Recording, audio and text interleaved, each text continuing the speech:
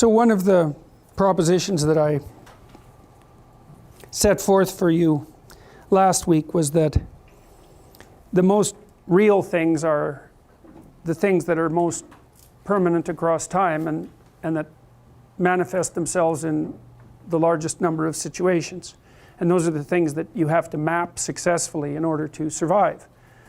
Survive as individuals, but survive as a species over a very long period of time. And so the question is, one question is, what are the constants of experience? If you are a follower of the evolutionary psychologists, and to some degree the evolutionary biologists, but I would say more the psychologists like Tooby and Cosmides, they have a very Afrocentric view of human evolution. And the idea basically is that after we diverged from the common ancestor between chimpanzees, bonobos, and human beings, we spent a tremendous amount of time in the African environment, mostly on the veldt, although we're not absolutely certain about that.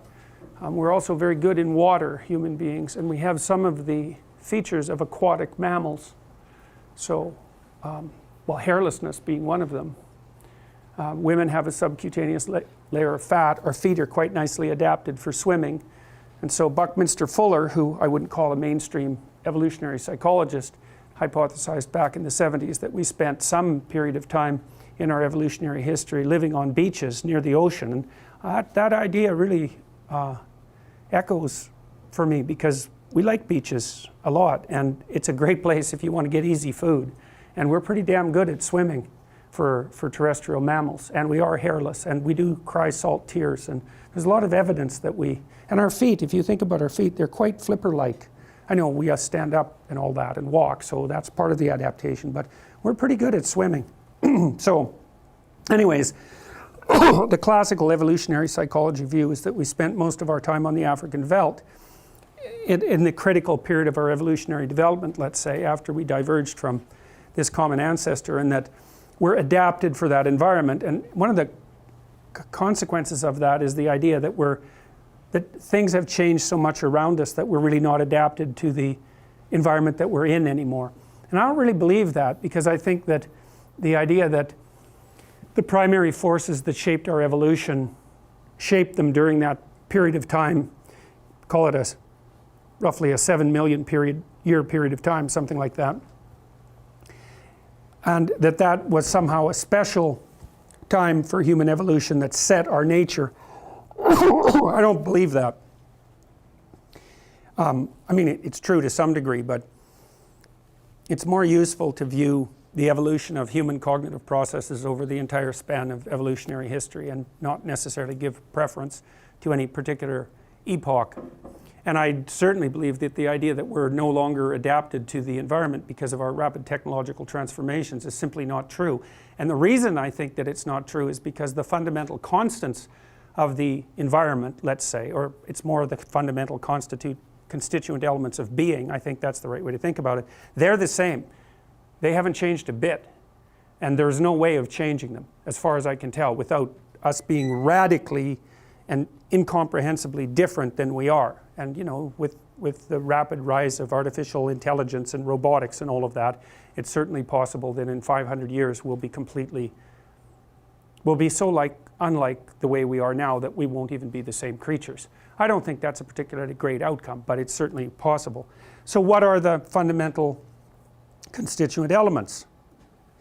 Well, they're expressed in mythology, but they're not merely symbolic. I think it's the wrong way to think about it. They're symbolic, but they reflect a very deep reality, and they actually reflect a reality that's not easily apprehensible directly by the senses. Now, your senses are tuned for a particular duration. That's roughly, excuse me, that's roughly the duration that you live, let's say, but more importantly, it's the duration, whatever that duration is, across which meaningful actions take place. And we kind of have some idea of what that duration is. You know, if you look at a computer screen, if it has a refresh rate of less than 60 hertz, you can see it flickering, but above 60 hertz you can't. It's uniform. And with movies, anywhere between 20 and 50 frames a second is enough to give you the illusion of continual motion. So, you know, we live in a universe that's above the 10th of a second domain, or maybe the 100th of a second, somewhere in there anyways. And I mean, it's not like time isn't almost infinitely subdivisable at higher levels of resolution than that. But we don't operate, generally speaking, at higher temporal resolution than that. And then, you know, our feeling of the felt moment seems to be, I would say, something approximating half a second to a second. You know, I mean, it's an estimate, obviously, but a second is a meaningful unit of time for a person, and 100th of a second really isn't, and certainly a billionth of a second isn't. And then, you know, we can think across hours and days and weeks and months, but we really can't. Once you start getting out into years, it gets kind of sketchy, and it's hard to think more than 5 years down the road. And the reason for that is that the particulars upon which you're basing your predictions are likely to change sufficiently over a 5-year period, so that extending out your vision past that just exposes you to accelerating error, right? And of course that's the problem with predicting the future period. So we live in a time range that's about, say, 1/10 of a second to three years, something like that. Now I know it can expand beyond that, but that's kind of where we're set. And our senses seem to be tuned to those durations and to be operative so that we make proper decisions within those durations. And also from a particular spatial position and so forth, you know. Your eyes see what's roughly, maybe we could say, a walkable distance in front of you, something like that. So, and you detect things in the locale that enables you to immediately interact with things. But it isn't necessarily the case that senses that are tuned to do that are also tuned to inform you directly about what the most permanent things about being itself are. I think that those things have to be inferred, and there's some supporting evidence for that kind of thing from psycholinguistics. There is a level of categorization that we seem to manifest more or less automatically or implicitly. So, for example, when children perceive animals, they perceive at the level of cat or dog. They don't perceive at the level of subspecies like Siamese cat or let's say Samoyed. You know, there's a natural, I can't remember what they call that, base category, something like that. It's usually specified by very short words that are easily learnable, and so the linguistic system seems to map right on to the object recognition characteristics of the sensory systems that are built right into it. And if they weren't built into it, we couldn't communicate easily, because our natural categories, I think that's it, but it's probably wrong. Our natural categories, they have to be the same for everyone, or it would be very difficult for us to communicate. Okay, so having said all that, then the question is, well, what are the most real categories? And I think there's a real division in ways to think about this, because there's a scientific way of thinking about it, and in that case the most real categories are, well, mathematical equations certainly seem to be in the top category there, the equations that describe the physical universe. But then the hypothesis of the existence of such things as protons and electrons, and, you know, the material elements that make up everything, that's every element of being, with the possible exception of empty space. But in the mythological world, the categories, I think, are more derived from Darwinian, by the effect of Darwinian processes on cognitive and perceptual function. So, which is to say that we have learned to perceive and then to infer those things that are most necessary for us in order to continue our existence, propagate, live well, all of those things. And that would be true at the level of individual survival, and maybe it's also true at the level of group survival, although, you know, there's a tremendous debate among evolutionary biologists about whether or not selection can take place at the level of the group. Anyways, there are these basic level categories that manifest themselves to you, and then there's categories of the imagination that you have to infer up from the sensory domain. And we do that partly in science by comparing our sensory representations across people, but we also do it by thinking abstractly, conceptualizing abstractly. And, you know, one of the things that's interesting about abstractions is it's not clear whether they're more or less real than the things they're abstracted from. You know, this is a perennial debate among, let's call them ontologists, who are interested in the fundamental nature of reality itself, in some sense independent of conceptual structures. Are numbers more or less real than the things they represent? It's a really hard question to answer, because knowing, like, using numbers as a representational system gives you unbelievable power. And there are mathematicians that believe that there isn't anything more real than mathematical representations. Now, it depends to some degree, of course, on how you classify reality. That's the problem with the question, like, is A equivalent to B? The answer to that always is, well, it depends on how you define A and it depends on how you define B. So generally it's not a very useful question, but you can still get the point that there's something very real about abstractions. Incredibly real, because otherwise why would you bother with them? They wouldn't give you any handle on the world. So what's the most useful, or what's the broadest possible level of abstraction, and is there any utility in thinking in that manner? And I tried to make the case last time that in the mythological world there are 3 categories, or 4 depending on what you do with the strange 4th category, because the 4th category is sort of the category of uncategorizable entities. And so it's sort of the category of everything that not only do you not know, but you don't know it. Or you could think about it as the category of potential. I actually think that's the best way to think about it, is that it's the dragon of chaos is the category of potential. And I do believe that where our materialist view is essentially wrong. I think that the proper way of looking at being is that being is potential, and from that potential, whatever consciousness is, extracts out the reality that we inhabit. Anyways, that's certainly the mythological viewpoint, but it's not just a mythological viewpoint. It's a sequence of ideas, for example, that deeply underlies the thinking of Jean Piaget. And Piaget, by the way, was very interested in reconciling the gap between religion and science. That's really what he devoted his life to doing. And there are other streams of philosophy, and I would say Heidegger, the phenomenologists, are thinking along lines that are similar to this as well, because Heidegger was concerned not with the nature of material reality, but with being as such. And so you can extract out the viewpoint that I just described from mythology, but it isn't the only source of such, what would you call it, hypotheses is probably the right idea. So the idea, you can think about this as a bootstrapping process in some sense. Is in order for anything to get going, it has to bootstrap itself up and become more and more complex as it does that. So it's like, this is the answer to the chicken and egg problem, right? Which was first, the chicken or the egg? Well, neither. Something from which both the chicken and egg were derived, right? Because the ultimate answer to that is the answer to how there are things at all. Who knows? But at some point there were neither chickens nor eggs, but there were the things that were the precursors to those things.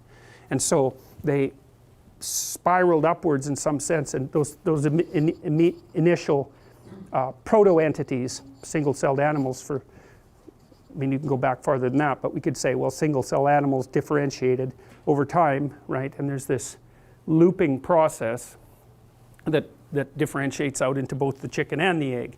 So, but what the question is, what do you need in order for that process to begin? And that's really the question of what the fundamental constituent elements of reality are. And the mythological hypothesis is that there's 3 or 4. One is the fact that there has to be something that manifests itself as an observer. It's something like that. Some kind of observer. Now, where that process of observation starts in the phylogenetic chain is very, very difficult to tell. You know, we might say, well, there's certainly no possibility of a conscious observer until there's a differentiated nervous system. But then prior to the emergence of differentiated nervous systems, there were animals that were complex enough to react with the environment in a manner that, well, single-celled animals, they're quite complex. I mean, some of them are unbelievably complicated, you know. They can move themselves through space, they can orient, they can follow chemical trails. They're not stupid by any stretch of the imagination.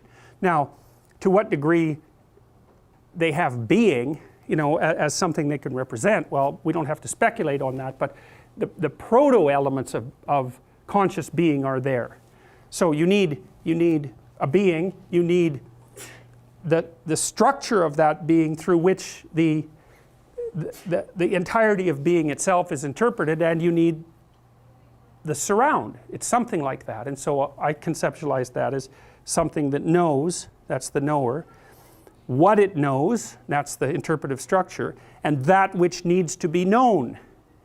Or you could conceptualize that as the individual in explored territory nested inside unexplored territory. That's another way of thinking about it. Or you can think about it as the individual inside culture and the individual culture as nested inside nature. That's another way of looking at it. Or you can think of it as the knower and in order surrounded by chaos. That's another way of thinking about it. But all these things, you know, they're all attempts to articulate the same underlying structure.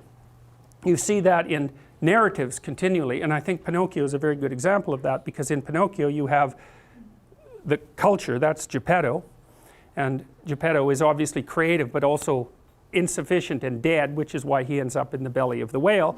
You have the blue fairy, who's Mother Nature for all intents and purposes. The negative feminine doesn't manifest itself much in the Pinocchio story, except implicitly in the form of the whale, the thing at the bottom, which is more like the dragon of chaos than something feminine, that swallows up culture. But you have nature, or culture, Geppetto, nature, the blue fairy, and then the puppet, Pinocchio. And you know, from a strictly scientific perspective, we think of human beings as nothing but the children of nature and culture, and that pushes you towards a kind of deterministic view. What causes your behavior? Well, it's either nature or culture, because there isn't anything else. But that isn't how the mythological story lays itself out, because it says there is something else, and that's whatever your consciousness is. And that consciousness seems to be able to work with nature and culture in a non-deterministic manner in order to bring, well, in order for what? In order to bring itself forward. I mean, and that's really, and what's interesting about that, I think, is that it isn't obviously just the plot of Pinocchio. It's virtually the plot of any story, is the story of the development of the individual. Now, the story is order, chaos, higher order, roughly speaking. So you can get variants of that. You can get order collapses into disorder and nothing is resolved. That's a tragedy, right? And you can get, so you don't have to have the entire story represented in a story, but you get fragments of it. It's a classic U-shaped story. And what it is the story of the development of the individual across time as a consequence of his or her adventures in time and space. And every story is exactly that. And those are representations of the manner in which you come to be in the world, for better or for worse. And it's differentiated, so the individual has a negative and a positive element, and culture has a negative and a positive element, and nature does as well. And that makes the potential for plots much broader. And I think it's also very useful to know that entire story, because I think it's one of the things that protects you against ideology. It's like, okay, if someone tells you a political story, or a story of any sort, you can always ask, well, where are the missing characters? Human beings are terrible, they've erected a culture that's destroying the planet, and nature is benevolent and pristine. It's like, yeah, fair enough, accurate, but you're missing half the characters. Because humans are not just terrible, rapacious creatures, and culture is not just a destructive force, and nature is by no means on our side. So where's the missing characters? You need all the characters in the representation to get it right. And I really believe this to be true. So for example, if you want to protect yourself against trauma as you move forward in life, you have to be very aware of the three negative characters. You have to know that the human individual has an adversarial element that's malevolent right to the core. And if you don't know that, and you run across someone who's malevolent, you will end up damaged. So because first, you won't be able to defend yourself. You'll just be like a ripe fruit tree for the plucking. And second, the mere existence of someone like that will pose such a threat to the way that you've organized the world that it might collapse on you. That happens to people all the time. So it really matters whether you know these categories, and it matters that you know that culture can become tyrannical. But that it's also the father that's given you everything. And it matters that, you know, everything good comes from nature, and that we need to live in harmony with nature to some degree, but that it's also hell-bent on our destruction every second. And it's very paradoxical. It's a hard thing to reconcile with a thought structure like modern science that's based on a strict logic that always says something can't be itself and its opposite at the same time. But, you know, human beings can certainly be something and its opposite at the same time. And anything truly complex can have that, and does have that nature. If someone offers you a new job, you think, well, that's positive. It's like, no, it's not. It's positive and negative and complex. It might be the solution to your problem, but at the same time, it's going to generate a whole host of other problems. So lots of times, we're encountering entities in some sense that have an internally paradoxical structure, and we have to deal with that entire set of paradoxes, or we don't survive. It's really a matter of survival. Okay, so and then, you know, there's this overarching symbol, which is the dragon of chaos, which is potential itself, and it's the potential from which all of these categories emerge. And so the most abstract category of our imagination is that which is beyond our understanding, the category of that which is beyond our understanding. And that seems to me to be represented, because we can only use the representational structures that we evolved, is that it's represented in our paradoxical representation of the predator and the treasure that lies beyond the perimeters of our safe societies. So what's out there beyond? Well, we don't know, but we need to know, because we need always to deal with what we don't know. So weirdly enough, we have to come up with a category of what we don't know in order to start formalizing a theory about how we might progress towards it and interact with it. It's a very paradoxical idea. And there's a paradoxical answer, right? It's the terrible predator that lurks in the unknown that also harbors something of great value. Perfect. Perfect. That's exactly right. That's exactly right. And I think that that is a reflection of the fact that human beings are predator animals and prey animals at the same time. So what's out there in the terrible darkness? Something that can destroy you, but also something that you absolutely need. So how do you prepare yourself for that? And that's the ultimate question of life. It's not how do you deal with death, although death is a subcomponent of the terrible unknown, I would say. It's how do you deal with that which is beyond your understanding, which is constantly manifesting itself in the world. And that manifests itself every time you categorize something and the thing escapes from the category. And that happens most in interpersonal relationships, because people are so damn complicated. You get them figured out and boxed in. You even make a contract that neither of you will jump outside the box, but you jump outside the box continually. And that's why a relationship requires constant negotiation and reconceptualization, because you do not exhaust the person with your perceptual categories. And of course, you don't exhaust the world with your perceptual categories ever. This is partly why the existentialists, they had this concept called alienation, and the idea was that human beings become alienated from their creative products. So, and here's why it happens. So, imagine Henry Ford makes the assembly line, right? So Ford has no idea what's going to happen when he makes the assembly line, because he's just trying to figure out a fast way to make cars, or he thinks that what he's making is cars. So he thinks he's making an assembly line for cars, and he thinks he's making cars. And you think, well, what's wrong with that? Well, first of all, the assembly line absolutely transformed the entire planet, right? Because it brought in the era of mass, cheap manufacturing. It's like it was way more than he thought it was. And then, did he make a car? Well, a car is something that hypothetically takes you relatively effectively from point A to point B. It was really a replacement for the horse and buggy. I mean, the first cars looked like that. They were horseless carriages. Well, did he make a car? Well, it's hard to tell what Henry Ford made. He made a very effective way for transforming the atmosphere, right? And the fact that it also happened to take you from point A to point B might be just completely irrelevant compared to the fact that it was the internal combustion engine and its rapid distribution completely changed the constituent, the fundamental chemical structure of the atmosphere itself. It completely transformed cities. It blew out the rural community. Everyone moved to the cities, right? It made all the cities built around the automobile. But then it had this tremendous political and economic significance too.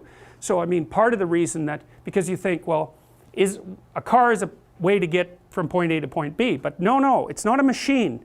It's also the embodiment of an idea. And it's a very strange idea. A collectivist society would have never invented the car, because the car is predicated on the idea that you could own a conveyance that would get only you from somewhere to somewhere else without ever asking anybody for any permission.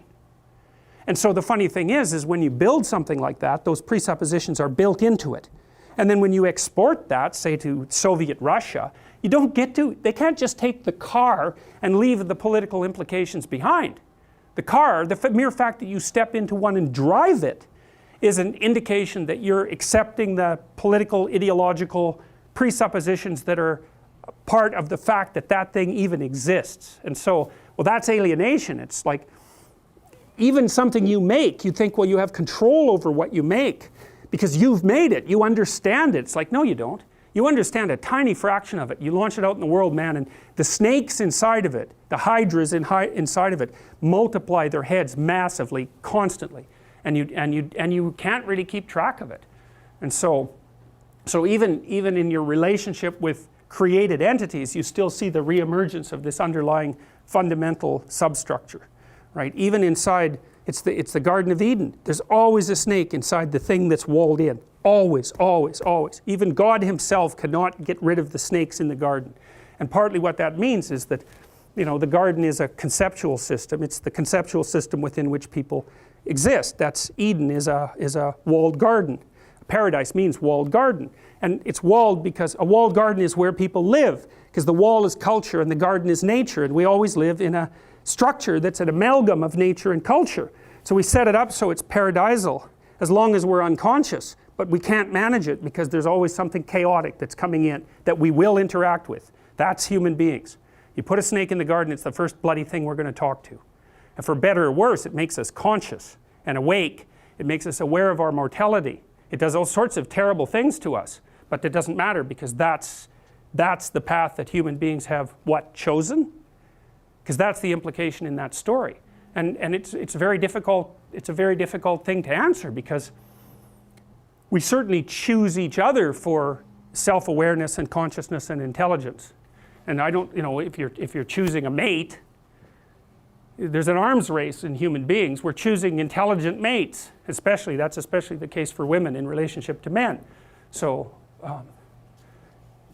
that the idea that that's a choice, well, that's partly why it's Eve that makes Adam self-conscious in the Garden of Eden, right? She offers him the apple. She's the one that makes him self-conscious. And I think that's actually accurate, because the evidence from the evolutionary biologists is that female sexual selection was one of the driving factors that differentiated us from chimpanzees. It's a major factor. Chimpanzee females are not selective maters. They go into estrus, they'll mate with anything. What happens is the dominant males chase the subordinate males away, and so they end up leaving more offspring, but it's not a consequence of selection on the part of the females. In human beings, it's completely different. Concealed ovulation and intense selection pressure from women on men. You have twice as many female ancestors as you have male ancestors. And people can never have a hard time working that out arithmetically, but it's not that problematic. You just think on average every woman had one child. Half of men had none and the other half had two. And that's approximately correct if you average across the entire history of human sexuality. So human males in particular are subject to vicious selection pressure on the part of females, and I also think that's partly why nature is represented symbolically as female among human beings, because after all, nature is what selects. There's no better definition of nature than that which selects. So now, so here's why I want to talk to you about the brain a little bit, because if you make the radical case, let's say, that these are actually the categories of reality, and we're going to say, well, reality is what selects for the sake of argument, then our neurological structures and our physical structure should be adapted to that reality. It's a necessary conclusion from that. So then the question is, well, are they? And as far as I can tell, the answer to that is yes. And so we'll go through the neuropsychological evidence quite rapidly. The first bit of evidence is that you have two hemispheres. Why? One deals with the unknown and the other deals with the known. That's Alcone and Goldberg. That's hypothesized completely independently of any of this underlying mythological substructure, which is a really important thing to note, because if you're trying to determine whether or not something is true, valid, if the constructs upon which you base your thinking are valid and true, there's rules for doing that, and one of the rules is you have to be able to detect the existence of the categories using multiple methods using multiple methods. It's the multi-method, multi-trait matrix, technically speaking. It was established as a technique by two psychologists named Cronbach, C-R-O-N-B-A-C-H, and Meehl, M-E-E-H-L, Paul Meehl, back in the 1950s, when psychologists were trying to figure out how do you determine if something actually has an existence, like anger or anxiety, as something that you could study scientifically. And the answer is, well, you have to be able to measure it multiple ways, and all those measurements have to read the same way. And then the question is, well, what do you mean by multiple ways? Because is sight and hearing different? Well, somewhat, and somewhat the same. But you make them as different as you can manage, let's say. And our sensory systems are quite different. Smell, molecular signature, sound is auditory pressure. You need a gas around you or some liquid in order for that to occur. Sight uses light. We're using different inputs that converge and allow us to say, well, if we get convergent information across these multiple measurements, then we'll assume that the thing we're perceiving is real. We even extend that in science, because we say, if you take your multiple measurement system and you take your multiple measurement system and then you compare them, we'll only allow what's constant across both those comparisons to be real. And so that's the multi-method, multi-trait matrix process, essentially. And my sense is that, so I think that the pattern that I'm describing to you has manifested itself evolutionarily. It manifests itself in the neurological space, and it manifests itself in the conceptual space. And the probability of all three of those things happening at the same time without there being something valid there is lessens with each level of interpretation you manage to stack on top of one another. So that's the method. Well, so let's think about the brain a little bit, and I'll tell you a little bit about how the brain works. And a lot of the stuff I'm telling you right now is quite old, actually. Most of it was worked out in the 1980s, but it's been remarkably stable as far as I can tell. In some sense we're filling in the details, and not in every sense, but in some sense we're filling in the details. Okay, so this is from Alexander Luria, who was the greatest, perhaps the greatest neuropsychologist who ever lived. He was a Russian, worked mostly after the Second World War, mostly on people who had brain damage, and he was interested in trying to outline the overarching picture of brain function. And so he did that partly by looking at its function, but also partly by looking at its structure, trying to get both of those things working simultaneously. And so we'll go through a brief picture of how the brain works. And so one of the ways so you can look at the brain from front to back, and you can divide it roughly into two sections. And one section has to do with sensory processing, and that's roughly the back half. And one section has to do with motor output. Now those things aren't as clearly differentiated as you might think, because there's very little sensation without motor output.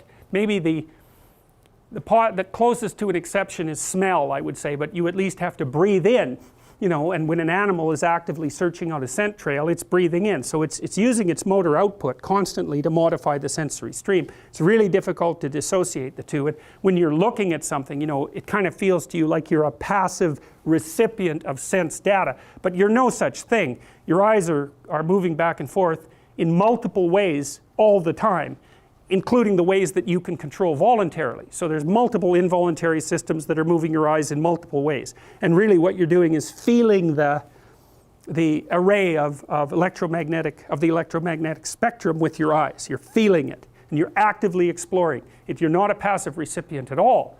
So even in sensation, you can't purely pull sensation out from motor processing and say, I'm getting untrammeled, unbiased sense data. Because you can't look at something without focusing, and you can't focus without wanting to look at something. You can't just lie there you could with your eyes half crossed, but that's sort of like, imagine you dropped a video recorder from an airplane and it just spun around in an unfocused manner. Well, that's the world sampled randomly. What are you going to do with that? Nothing. And you're concentrating on the auditory stream constantly and segregating out some things and suppressing others. Like if you listen in the classroom, you can hear probably 4 or 5 different types of mechanical noise going on at the same time. most of the time in the classroom that's silent. You don't hear it, like you don't hear your fridge except when it turns on or off, right? You zero that out. And so you're very selective in your perception. So you can't really technically separate out motor output from sensory input. And that's really useful to know because it destroys the idea that you're just that there's a world of sensation out there that's imprinting itself on you, and that's how you get your information, which is really that's the fundamental presupposition of the empiricists, of the raw empiricists. There's a world of sense data out there, you sample it randomly, and that's what informs you. It's like, yes, except that you're always an active harvester of the information. So you can't get rid of the interpretive structure a priori. That was Immanuel Kant, by the way, who first established that in his Critique of Pure Reason. You can't get away from the fact that you're actively harvesting the data. So you can say, well, where does human structure come from? The sense data. That's sort of the blank slate idea. It's like, no, wrong, because a blank slate cannot process information. You're actively engaged right at the beginning. So that's another example of the knower and the unknown, working in this cyclical manner, because you interact with something, you divide it up into you and the world, roughly speaking, and I mean you really make it that way because you build yourself out of the information, and then of course that makes you a more differentiated processor with a broader range of skills. Then you interact with the unknown again, you gather more information, it differentiates the world, it makes you a more differentiated harvester, and then so it's just continually cycling. And that consciousness, the logos, the knower, is that thing that's doing that harvesting, and you can never say it's not there. Now what happens is that it's in its nascent form to begin with, low resolution nascent form. Low resolution knower, low resolution category system, low resolution world. But that's enough to kickstart it and to start it differentiating, and that happens as you develop as an individual, because you start out as a single-celled organism for all intents and purposes, a very low resolution thing in a very low resolution world, and that differentiates itself across time, but exactly the same thing happened over evolutionary time. So there isn't a time when those three elements aren't there for all intents and purposes. They're always there. They're permanent. Okay, so anyways, back to the brain. Sensory unit, that's the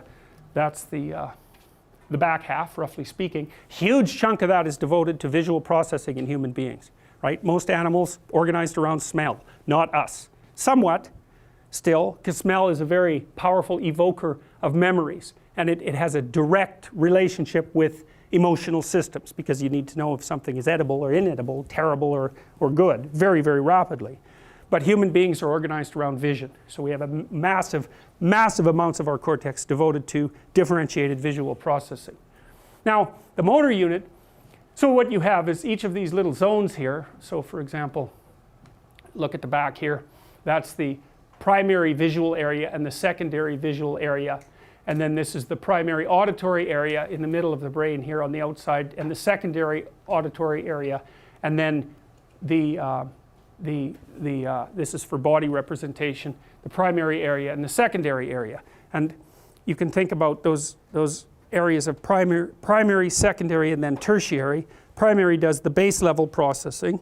Tertiary expands that up into more abstract representation, or secondary expands that up into more abstract representations, and tertiary are the areas where the senses come together.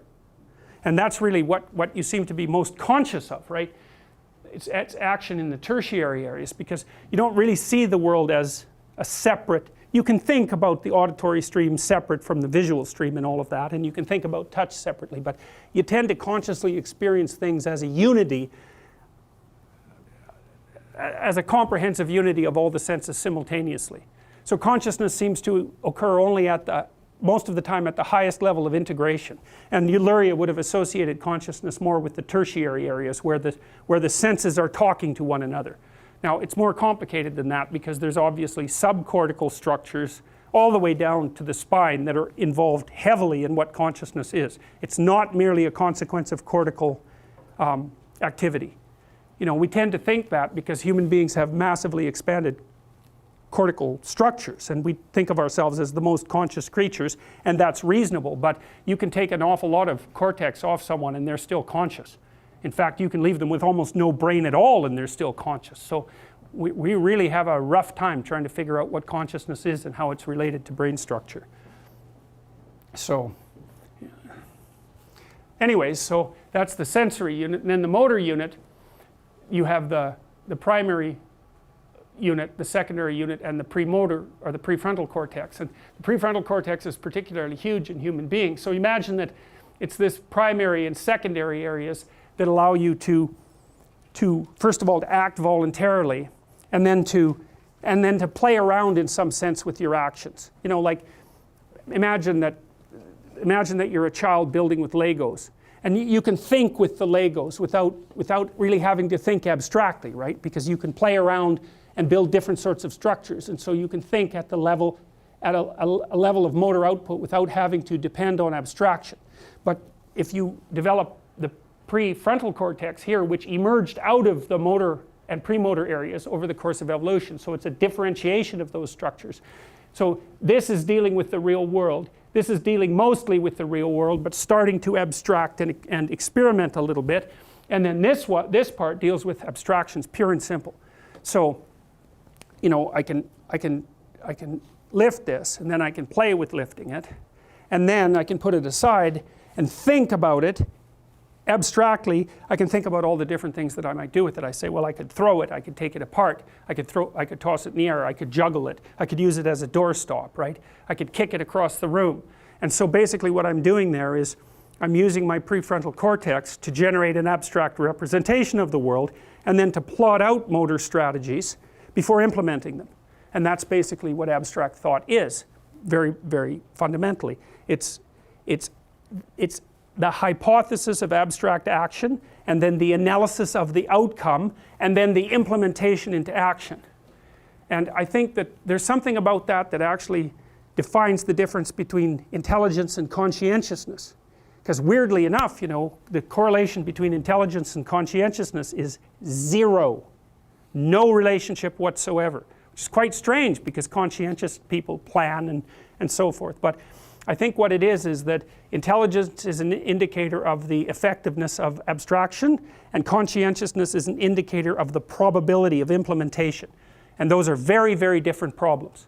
And you don't just go from abstraction to implementation, because if you did, you wouldn't be able to think, right? The thinking has to be torn away from the implementation, or what you're doing isn't thinking, it's just acting. So I think that accounts for the psychometric independence of those two phenomena. It's annoying because you can think up something that you should do and you won't do it, because there's no deterministic causal pathway from the conception to the action. So that's kind of annoying. It seems to take something like willpower in order to transform the abstraction into an implementation.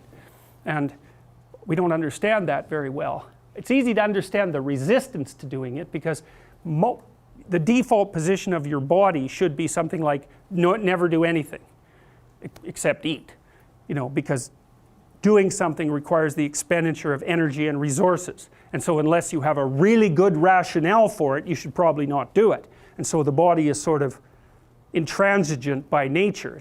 It's an oversimplification. You have to come up with a good reason to impel it into motion, and you should, because you have to pay for action. You have to pay for it with energy and resources. So there should be resistance against it, but it's still annoying. So, okay, so that's one way of thinking about the world. The world's something to sense, and the world's something to act upon. And so the brain has fundamental divisions of sensing and acting upon. But it's a constantly interacting loop. You can't separate them really, any more than we are separating them conceptually. Now, on the motor strip here, the body is represented, and this was discovered at the Montreal Neurological Institute. When brain surgery was being done on people generally who had epilepsy or some other terrible brain illness, you have brain surgery when you're awake, which is a rather horrifying thing to know about. But the reason for that, generally speaking, is so that something isn't taken out that you need. Now, one of the things that happened while people were having brain surgery done, and this would have been, I believe, I don't remember the exact time, between the 30s and the 50s, I believe. And I think it was Hebb, if I remember properly, who was one of Canada's great neuropsychologists, would do brain stimulation while people were having brain surgery, and they could map out the way the body was represented on the cortical surface.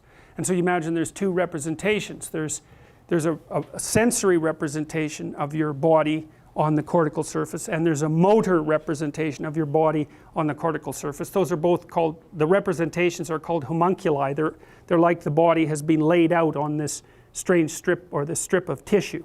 You can look up the homunculi online and see what they're like, but I'll show you they're sort of stretched out weirdly along here. That would be the motor one, and then along here that would be the sensory one. And you can kind of detect with your own consciousness how your body is represented in your brain. So for example, can I get you to stand up if you would? Let's turn around. Okay, so how many fingers on your back? 5. Okay. All right, why? Low resolution. He's like on his back is like a low resolution array of pixels, right? And so it's virtually impossible. You just don't have enough sensory tissue on your back to make that. You could tell I was pushing, but it could have been a bat, it could have been 5 fingers, it doesn't matter. Maybe your pixel is this big or something like that, right? And so, but if I put a finger on your lip like that, man, you've got it right now, or on your tongue, because your tongue, there's more sensory representation of your tongue than your entire trunk. And well, why? Well, you don't want to bite your tongue. That's a big problem. You have to be able to talk. You want to really differentiate what you're eating. If you're eating fish, you don't want to eat the bones. So, and your tongue is unbelievably, crazily sensitive. And you know that too, that if you have a tooth pulled, your tongue will investigate that area for like 6 months. You're sitting there, your attention wanes, and your tongue is in there like mapping, like mad, mapping that little hole to update your body representation, right? And it's just this crazy thing that is unbelievably well represented from the sensory perspective and also from the motor perspective, because you can manipulate your tongue like crazy. It's like a quarter of your motor output system is devoted to tongue manipulation, right? And so here's a picture of the homunculus. This is a motor homunculus. So, and that's what your brain thinks of your body. That's a good way of thinking about it. And so that's what a human being is like in terms of his or her output. And so what you see, if you look at a sensory homunculus, it's quite similar, except the feet are bigger, the genitalia are bigger, logically. They don't have much motor utility, but they have a lot of sensory utility. But the rest of it's quite similar. So there's, the motor and the sensory homunculus are quite similar. But I'm going to talk about the motor homunculus because it's sort of the action representation. Well, so what are human beings like? Well, we're all hands. That's the first thing. And if you do that, it's unbelievably high resolution, your fingertips that's sensory. But we can manipulate our hands like crazy, like they're unbelievably articulated, right? And that's the thing that makes us able to change the world. It makes us what dolphins aren't. And so a huge part of our brain is devoted towards being able to move our hands. That enables us to take things apart and put them together. And then once we learn to take things apart and put them together, we can talk about how we do that. And that's a lot of what we're doing, and that's the hands and the mouth and the tongue, roughly speaking. Here's how I took something apart, chaos. Here's what I made out of it, order. Here's how I did it. And then you receive that, and you're happy about it, and then you can do the same thing. And that's imitation facilitated by language.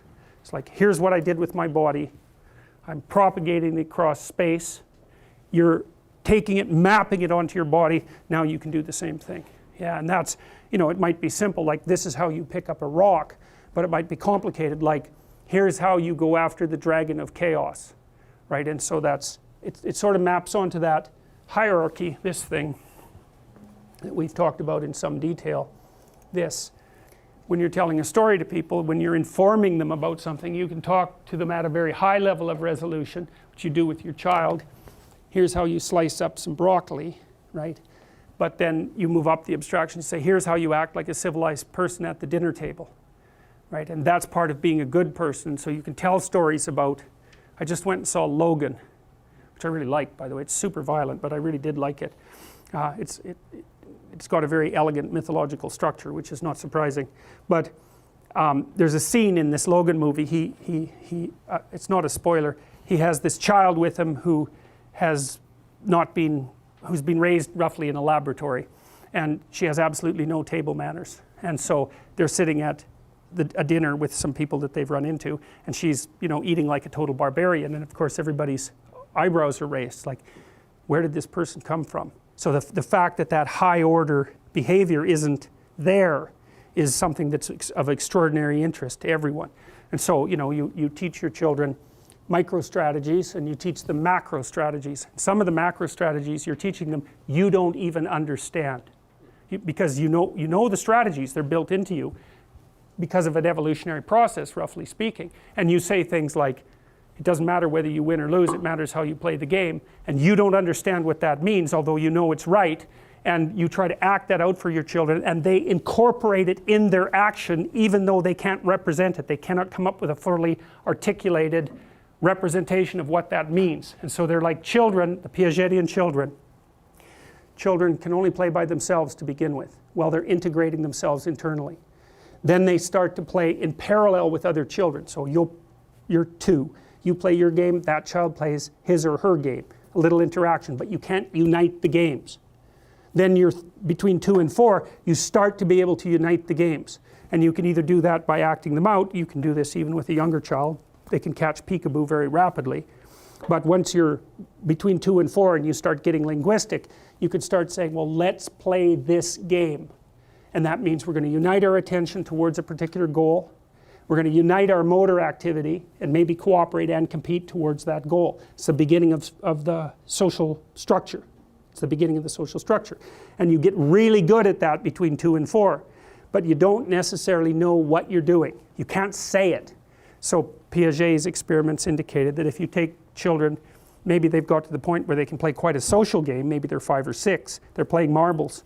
You take them out of the game and you say, okay, tell me the rules of the game of marbles. They give incoherent representations. Why? Because their behavior is more sophisticated than their representation. You see, as soon as you understand that, that is a wild thing to understand, because it answers the question, for example, how can you have dreams that tell you things you don't know? You think, well, how the hell can that possibly be? You're coming up with the damn dream. How can the dream tell you things you don't know? Or analogously, how can people tell stories that contain information that they don't understand? And the answer is that information is coded in our behavior. Okay, so we'll go back to a chimpanzee troop. All the chimpanzees in the troop know the dominance hierarchy structure. But if you take a chimpanzee out from the troop and say, what's the dominance structure? The chimpanzee is going to do whatever a chimpanzee does. It's not going to have a little conversation with you about the nature of the dominance hierarchy. So it can act out its knowledge, and it might even be able to represent it in image, but it can't articulate it. Well, why would we be any different? We aren't, obviously, because we're more complex than we understand. So the fact that we're more complex than we understand means that we contain information that we cannot articulate. Why can't that reveal itself? It does all the time. You have a revelation. It's aha, I get it. Well, what is that? Maybe you're in psychotherapy and we talk about some things about your past and we say, well, this happened, then this happened, then this happened. We say, look, there's a pattern, whap! And it's overwhelming. It's like now there's a concordance between your knowledge and the things that you're acting out. And that's what comes as a revelation. So one of the things that happens in Exodus, Moses is leading his people through the deserts. Classic U-shaped story. They're in a tyranny to begin with, right? So that's the insufficient present. That's the old order. Then they cross the water, the destructive water. That's chaos, like the flood. Then they're out in the desert, wandering without direction. They start worshiping idols. They're wandering without direction.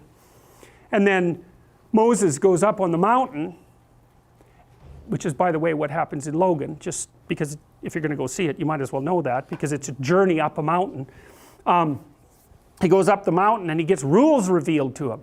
Well, the way the story is structured is extraordinarily interesting, because Moses takes his people away from this tyrannical structure, But they don't go from tyranny to paradise, to the promised land, in one move. That isn't how it works. They go from a tyranny to absolute chaos where everyone is fighting and killing each other and having a terrible time of it and half starving and having to pass through the Red Sea. They go from tyranny to catastrophe before they go to higher order. And Moses doesn't even make it to the place of higher order. He dies before he gets there. So it's quite the catastrophe. And the Israelites are all confused when they're out in the desert, because even though they were in a tyranny and they were slaves, now they're nowhere and they don't know anything. It's not good. And so a lot of them actually start thinking about how good the damn tyranny was compared to wandering around in the desert, which is exactly what happened in the Soviet Union, right? In Russia now there's huge nostalgia for the Stalinist era. So these stories, they're always true. They're always happening. So anyways, what happens to Moses is that the story is quite interesting. So the Israelites start to fight amongst themselves, which of course they do, because there's no higher order authority. And so then Moses sits and judges them, literally like a judge. He sits for hours every day, and the squabbling Israelites come up and say, you know, he did this to me, and no, you did this to me, and so then Moses has to figure out who's right and who's wrong, and he's doing this for like hours and hours, for days and days, for weeks and weeks, for months. It's like the origin of English common law. It's exactly what happened with common law, because in common law what happens is that you have all the rights there are. If you two have a dispute, you go before the judiciary, you sort out the dispute, that becomes a precedent. Now that's part of the body of laws. The body of laws is what you act out. That's why it's a body. Well, that's what Moses does. So he's sitting there making judgments, very, very finely tuned, discrete moral judgments. You know how difficult that is when two people have a dispute, to try to figure out how to mediate between that. You don't know who's lying, who's telling the truth. You don't know exactly what an acceptable solution would be. It's really ridiculously hard work. So he walks through this entire process of continual judicial intermediation. Then he goes up the mountain, and what does he get? A tablet of rules. Well, why? Well, he spent his 10,000 hours investigating the structure of morality in a practical way, and it goes bang, this is what we've been doing, these are the rules. It's not like there's no rules to begin with and those are imposed, because that wouldn't work. It doesn't work that way.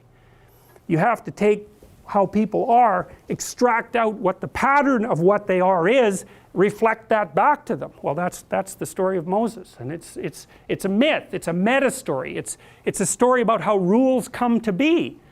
We act a certain way, we have certain kinds of expectations, we have certain kinds of disputes. Out of that a patterned way of being emerges. Then we map the patterned way of being. We say, well, look, here's the rules. There's 10 of them.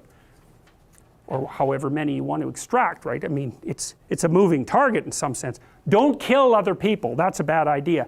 Don't steal what other people have. Honor your parents, etc., etc. I mean, you could come up with a different basic set of rules, but there'd be some overlap, and those aren't bad to begin with. Of course, there were far more rules than that, but those were the central ones. And so then you might say, hey, if you took all 10 of those rules and you tried to extract out one rule from them that would be at the top of the hierarchy, what would that be? And in Western culture, the idea there is that do unto others as you would have them do unto you is the rule that, it's the meta rule that guides all other rules, sort of like the one ring in the Lord of the Rings. And so it's this consistent pattern of abstraction of ethical guidelines. So, okay, so, well, and so that maps onto, well, there's a micro level that you instruct people at, and that then there's a more abstract level that you instruct them at, and then there's a more abstract level, well, maybe at that point you can't exactly directly instruct them. You remember in the Pinocchio story, Geppetto sits or the cricket, Jiminy, sits Pinocchio down and tries to lecture to him about what the highest level of moral virtue is. He sounds like a complete fraud. He sounds like a propaganda artist. He's a soapbox preacher, and Pinocchio doesn't understand him at all. Why? Has to be acted out. Now, maybe as a parent you can be a model for emulation, which is, so you're a model for imitation. What you say matters, but it doesn't matter as much as what you do. Maybe it would if what you said and what you did were the same. That's the ideal situation, right? That's what you want to do if you're a parent. If you say one thing and act differently, your kids will torture you to death, and they're right to do it too, because you're confused, and confusing them makes them anxious and aggressive, and they will go after you. Consistency, consistency, consistency. And if you can't provide it, you'll drive them crazy. So you want to bring your words and your actions into alignment, right? And that's part of the development of wisdom. So, okay, so back to the brain.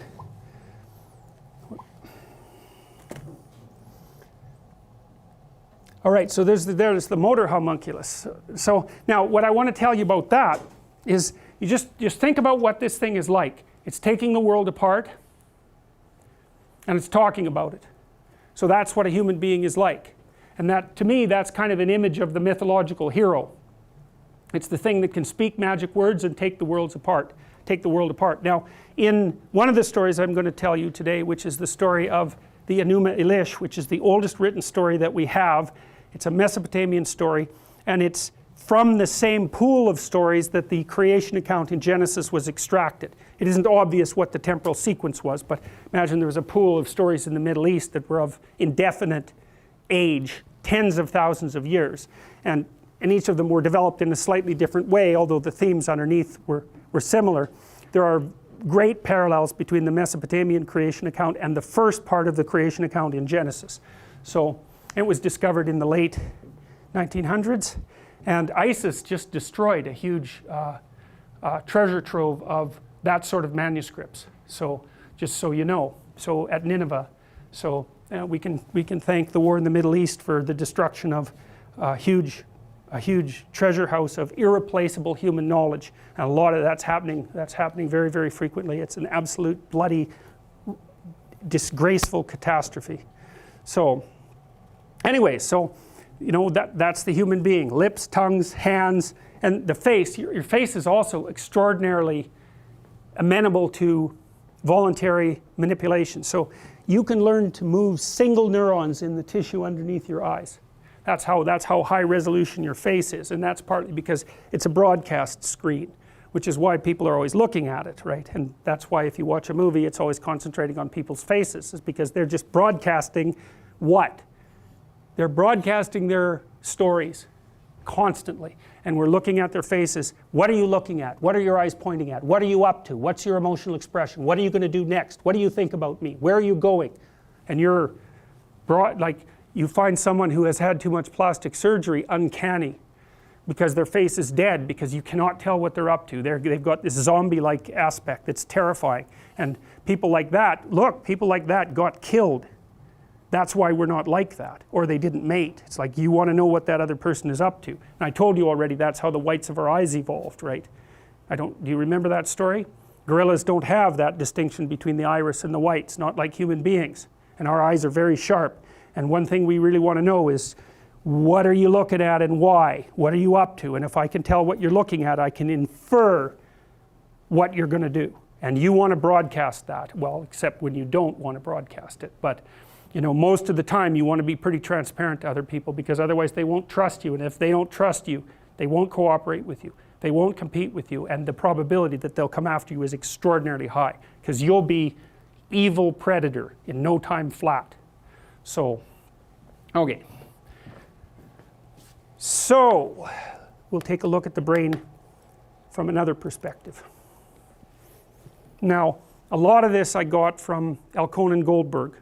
Well, that's not exactly right. I laid this out before that, but I found Elkonin Goldberg's writings afterwards, and he was a student of Luria's, and he was trying to account for why we had different hemispheres, roughly speaking, because it's not self-evident that we should. They're actually somewhat separate consciousnesses, and they communicate, but the communication isn't complete.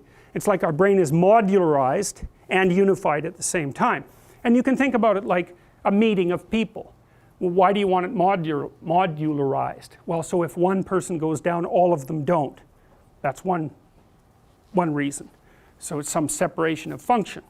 Why else? Well, each little module can do its own creative thing independently of the others, and that's useful, and then there can be communication between them. And so there's utility in modularity and there's utility in integration. And part of what we're trying to work out on the global political scene right now is how modular things should be and how integrated they should be. And the European community rushed into integration. And that's bothering people dreadfully because they feel that the advantages of modularization have been washed away. You saw that, and maybe they're right, because you saw what happened when Greece collapsed, right? And Greece is very, very corrupt, incredibly corrupt. And Germany, whatever else you might think about Germany, is not corrupt. And so the EEC tried to bring Greece and Germany together. That didn't work. There was no unity there. The modularity was actually useful. And the fact that Greece was so destabilized, and Italy, also very corrupt, and Spain, also very corrupt, was very shaky, just about brought the whole thing down. The argument is the modularity would have been better conserved. Well, who knows, right? Because modularity is useful and so is integration. But full integration seems to be a mistake, and so does full modularity. How do you get that right? We don't know. That's why we're arguing about it. And right now there's a backlash. We're pulling away from the integration. And you can see why too, because in 2008 when the American economy collapsed, the world economy just about collapsed. That seems like a bad idea. You know, you might want some separateness so that if one system malfunctions and goes down, the whole bloody thing doesn't go into flames. And so we don't know how to manage that. It's a really, really complicated problem. So anyways, okay, so how does the brain work? Well, the left, roughly speaking, in right-handed males, and the reason that I'm concentrating on right-handed males is because they're simpler in their neurological structure. Women have a more complicated neurological structure, and left-handed people tend to have a more complicated neurological structure. So we'll just say that we'll just go with the standard model to begin with, and you can assume that the same systems are there in every person, but they're not laid out on the hemispheric structure quite as neatly. But they're still there. So it's sort of like these are tendencies. So for example, if you're so there's a tendency for the right hemisphere to specialize for what's relatively unknown, and the left hemisphere to specialize for what's relatively mastered. And you could think about it this way too. Left, right. It's something like that, okay? So large-scale, low-resolution abstractions tend to be the province of the right. High-resolution, detailed knowledge structures tend to be the province of the left. The left is linguistic. That's where the detailed structures manifest themselves in articulation. But the fundamental difference between the left and right isn't language versus non-language. The fundamental distinction is relatively explored and mastered versus relatively unexplored and not mastered. And that's both in terms of structure. The right hemisphere has a less granular structure. It's less differentiated. It's also responsible mostly for negative emotion, especially in the prefrontal part. And the reason for that is, well, how do you encounter what's absolutely unknown? Imagination and emotion, right? I told you that little experiment that you could do if you're alone in a house and you hear a strange noise at night in a room. Just turn off the lights and put your hand in the room. It's like your brain will just flash off monsters like mad. You know, you'll be nervous because what's in that room? Something to make you nervous. That's a very low resolution category, right? It's like, it's some indeterminate manifestation of the category of things that might hurt you. Very low resolution, but a very smart category. It's like, don't put your hand in there. You put your hand in there and you watch your imagination. It's like monsters. It'll generate monsters like mad. And that's what the right hemisphere is doing. It's saying, what's in there is an exemplar of the category of things that are dangerous. Here's a bunch of images of those things. And that thing in there is going to partake of that essence. And that's a very low resolution hypothesis. That's kind of what horror movies do with people. You know, they sort of lead them through that initial process. And so that's what the right hemisphere seems to me to be dominated by subcortical processes. Whereas the left hemisphere is reversed. The cortex has more or less got dominion. And so the right hemisphere, well, we'll walk through this neurologically, but the right hemisphere responds rapidly to what's unknown, and that's subcortical. The hippocampus is doing an awful lot of that, noting a mismatch. And then it's using the right hemisphere to abstractly represent what the possibility space is in relationship to unexpected things. And then the right hemisphere is tracking that continually, what those unexpected things are, and coming up with models of what you haven't yet mastered, and that's kept separate from the left hemisphere, which already has functional models. And you don't want to blast the left hemisphere continually with anomalous information, because you blow out its structure and then you don't know what to do. So the right hemisphere generates new models in some sense out of nothing, and then when the time is right, taps information into the left hemisphere slowly so that it doesn't disrupt its function too much. And that's, a lot of that seems to happen when you're dreaming, by the way. It happens at night. So, and what happens with the dreams, you think about how dreams work, is you might think of dreams as part of that process where ideas come to be. So they're low resolution to begin with, mostly imagistic, really highly emotional, and incoherent. Less coherent. Why? You can't be coherent unless you know what to do. A, B, C, D, E, F. If that's working, you've got coherence. But if you're dealing with something you don't know, you have to muck about with your category structures. And that's what dreams do. And you know, when you're interpreting a dream, one of the things you watch for is the dream presents this and then this. That's called metonymy, by the way, from a literary perspective. And what that implies is this is related to this in some way. Why else would they be co-activated? You know, people say, well, dreams are random. That's the stupidest theory I've ever heard. Like, white noise is random. Dreams are not random. They're hard to understand, but they're anything but random. They're more random than real life. Well, that's because what you don't understand is really random, and you're organized, and there has to be an intermediary that's sort of quasi-random between them, or you never get from one to the other. And dreams and fantasies, myths, all of that is part of that process that stretches you out beyond what you know into the absolute unknown. And so, and your hemispheres are differentially specialized for that. So, roughly speaking, right hemisphere, operation in unexplored territory. That's a really good way of thinking about it. You need a system that tells you what to do when you don't know what to do. A huge part of the subcortical structures are doing that too. Unknown, freeze, then what? Imagine, right? Freeze, emotion, imagine. Then explore, then differentiate, then master. That's the process. That's the process of learning. And what you're doing is you're transforming low resolution representations of what's frightening into high resolution representations that enable you to master it, to take the world apart and to make ingenious things out of it. So there's this very cool part of the Mesopotamian creation myth. So the major hero, whose name is Marduk, confronts the dragon of chaos, Tiamat, who's feminine, and he cuts her into pieces, and he makes the world out of her pieces. And one of his names, he had 50, 60 names, and I think those were amalgams of tribal gods. And one of the names was, he who makes ingenious things out of the conflict with Tiamat. It's absolutely perfect. That's exactly what human beings do, right? We confront that terrible predatory potential that lies outside our domain of experience, and we make ingenious things out of it. And then we talk about how we did it, and then we model how we did it. And that's the basis of our ethics and our morality. And the way that ties into, think about, one of the things we talked about was that the mythological hero was a representation not of the being that was at the top of the dominance hierarchy, but of the being that was at the top of the set of all possible dominance hierarchies. Okay, so here's a cool equation. The hero who goes out into the unknown to make contact with the dragon and to bring back the treasure is the same thing that wins the battle across sets of dominance hierarchies. And that's how the two things come together, right? It's so brilliant. It's so absolutely brilliant. And so it's the mythological hero. The mythological hero is the representation of what's, again, not at the top of one dominance hierarchy, but at the top of all of them. That's the eye that's above the pyramid. Why the eye? Because it pays attention. And that's what you do. Like, none of this is not fiction. It's meta-truth. It's the right way to think about it. Look, let's say you're socially anxious. Okay, so what happens when you're socially anxious? You go to a party, your heart's beating. Why? The party is a monster. Why? Because it's judging you. And it's judging you, it's putting you low down the dominance hierarchy, because that's what a negative judgment is. And that interferes with your sexual success.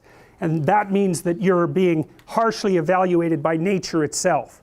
Right? So you are confronting the dragon of chaos when you go into the social situation. And so what do?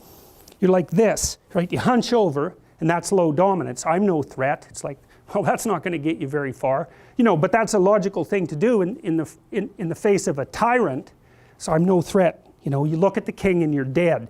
I'm no threat. I'm hunched over.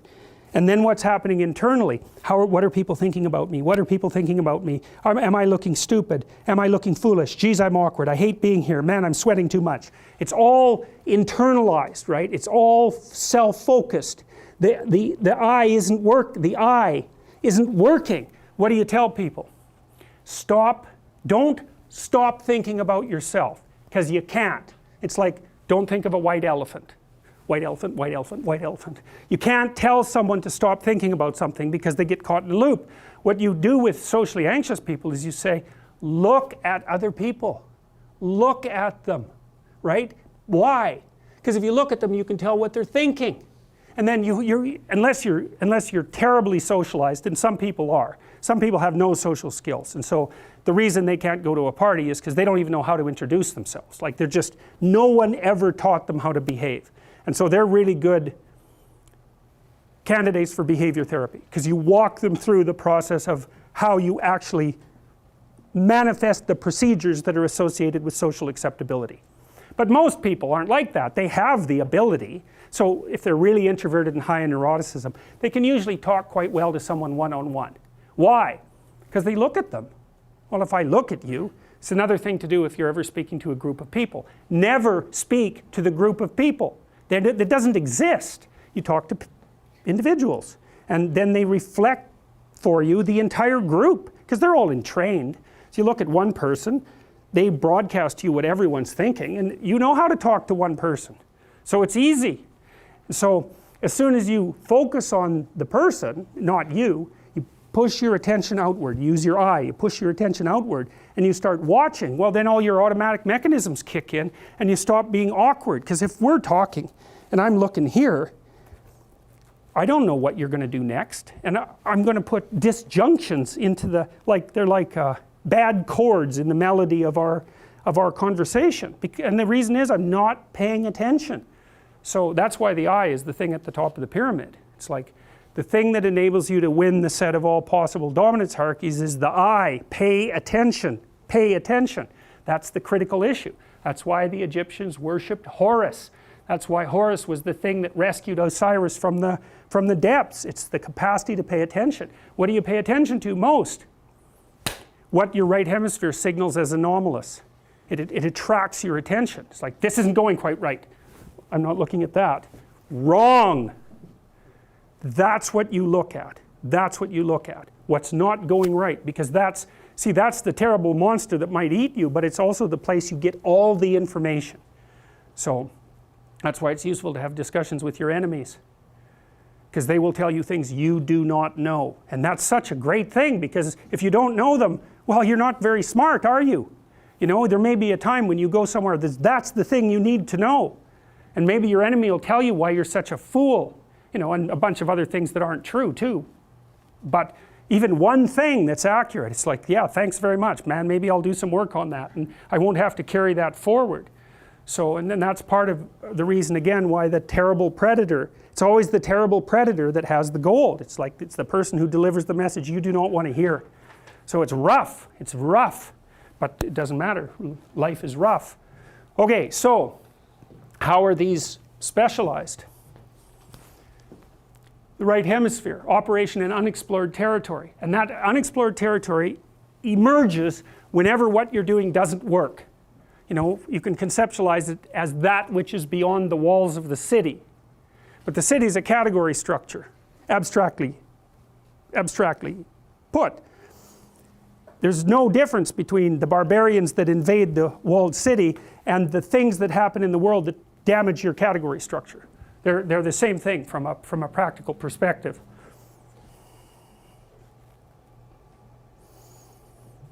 Okay. Right hemisphere, operation in unexplored territory, negative emotion, inhibition of behavior. That's this. That's anxiety. That's what happens when the Medusa looks at you. You turn to stone, right? That's the basilisk in Harry Potter. It freezes you. Why? You're moving forward according to a schema. if you're moving forward properly, you're getting to where you want to go and the schema is being validated simultaneously. I'm moving forward and the map is correct. Something happens that's unexpected. What should you do?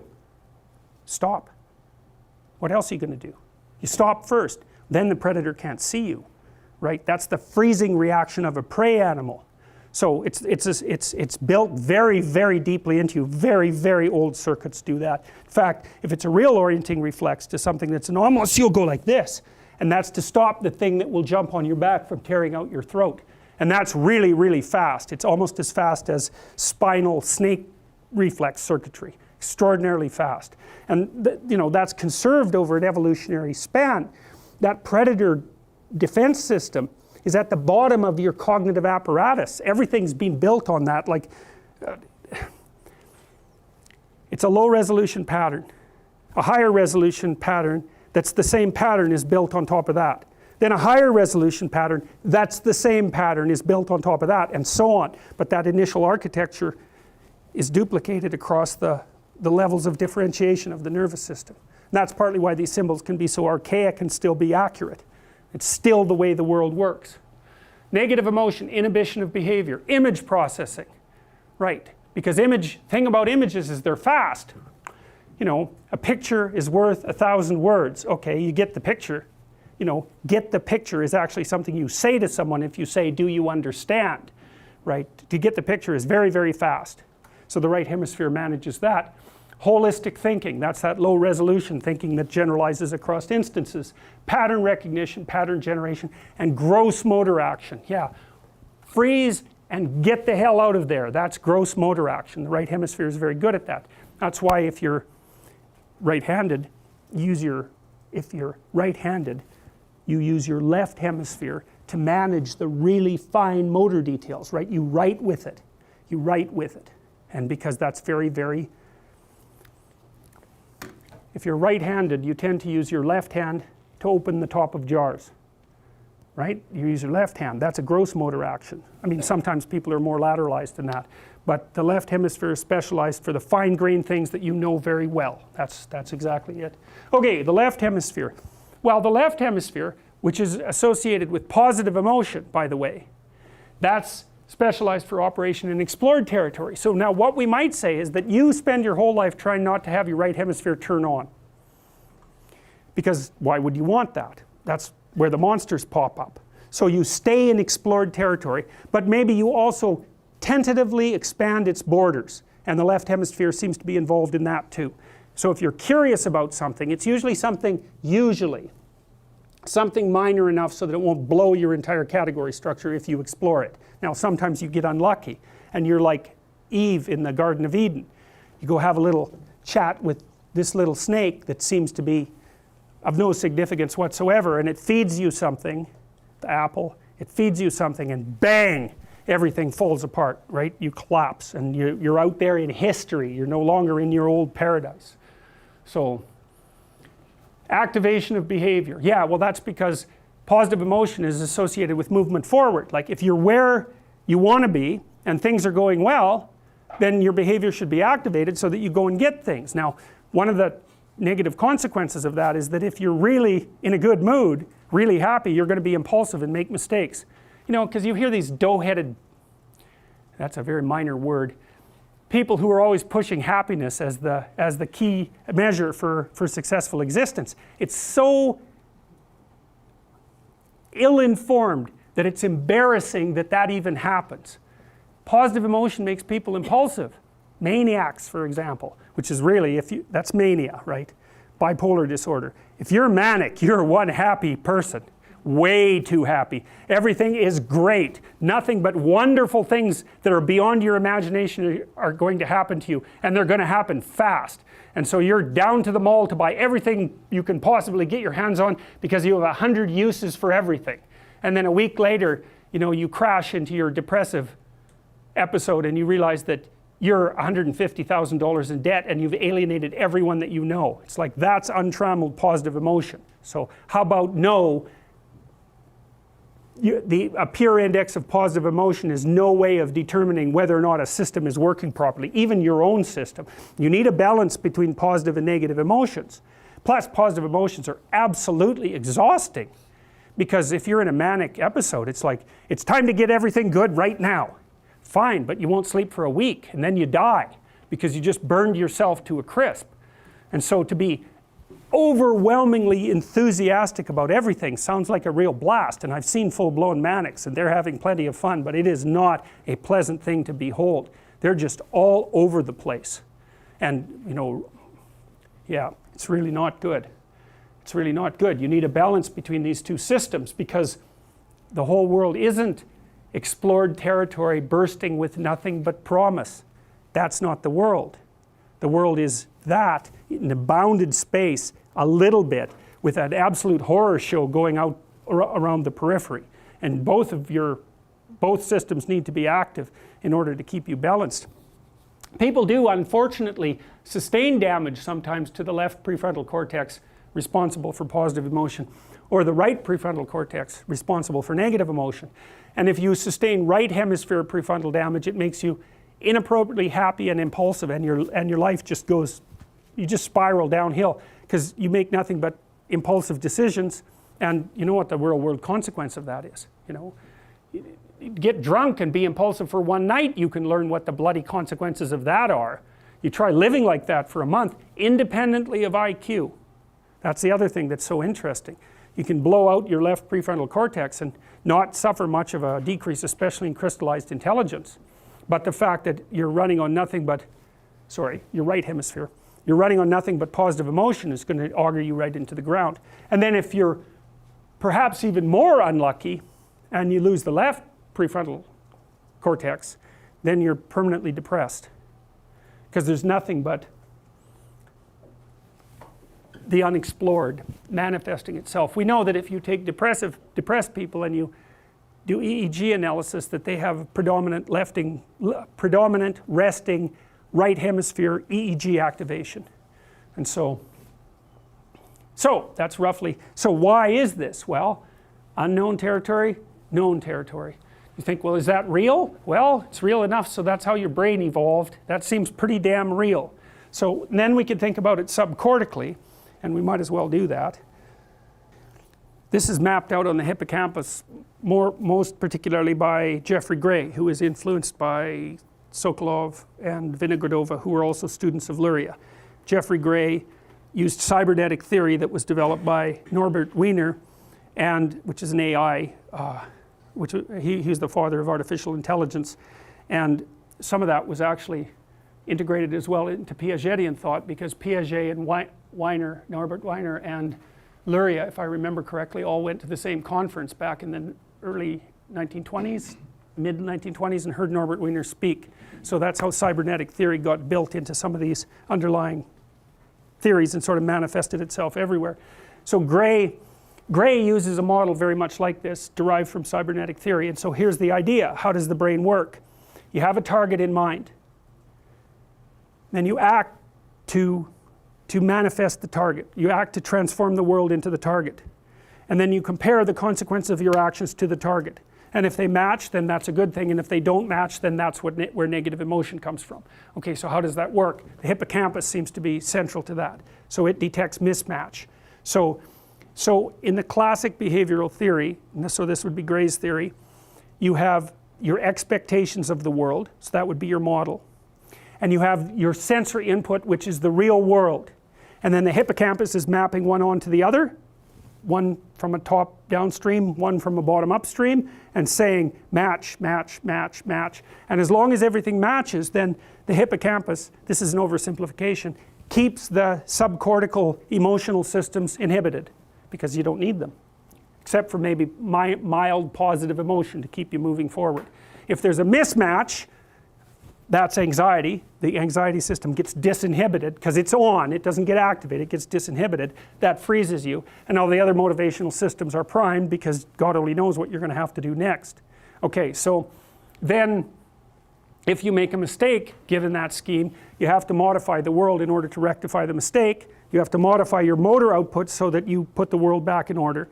And that's basically Gray's model. But Gray's model is insufficient, because Gray presumes that what you're comparing your expectation with is the real world.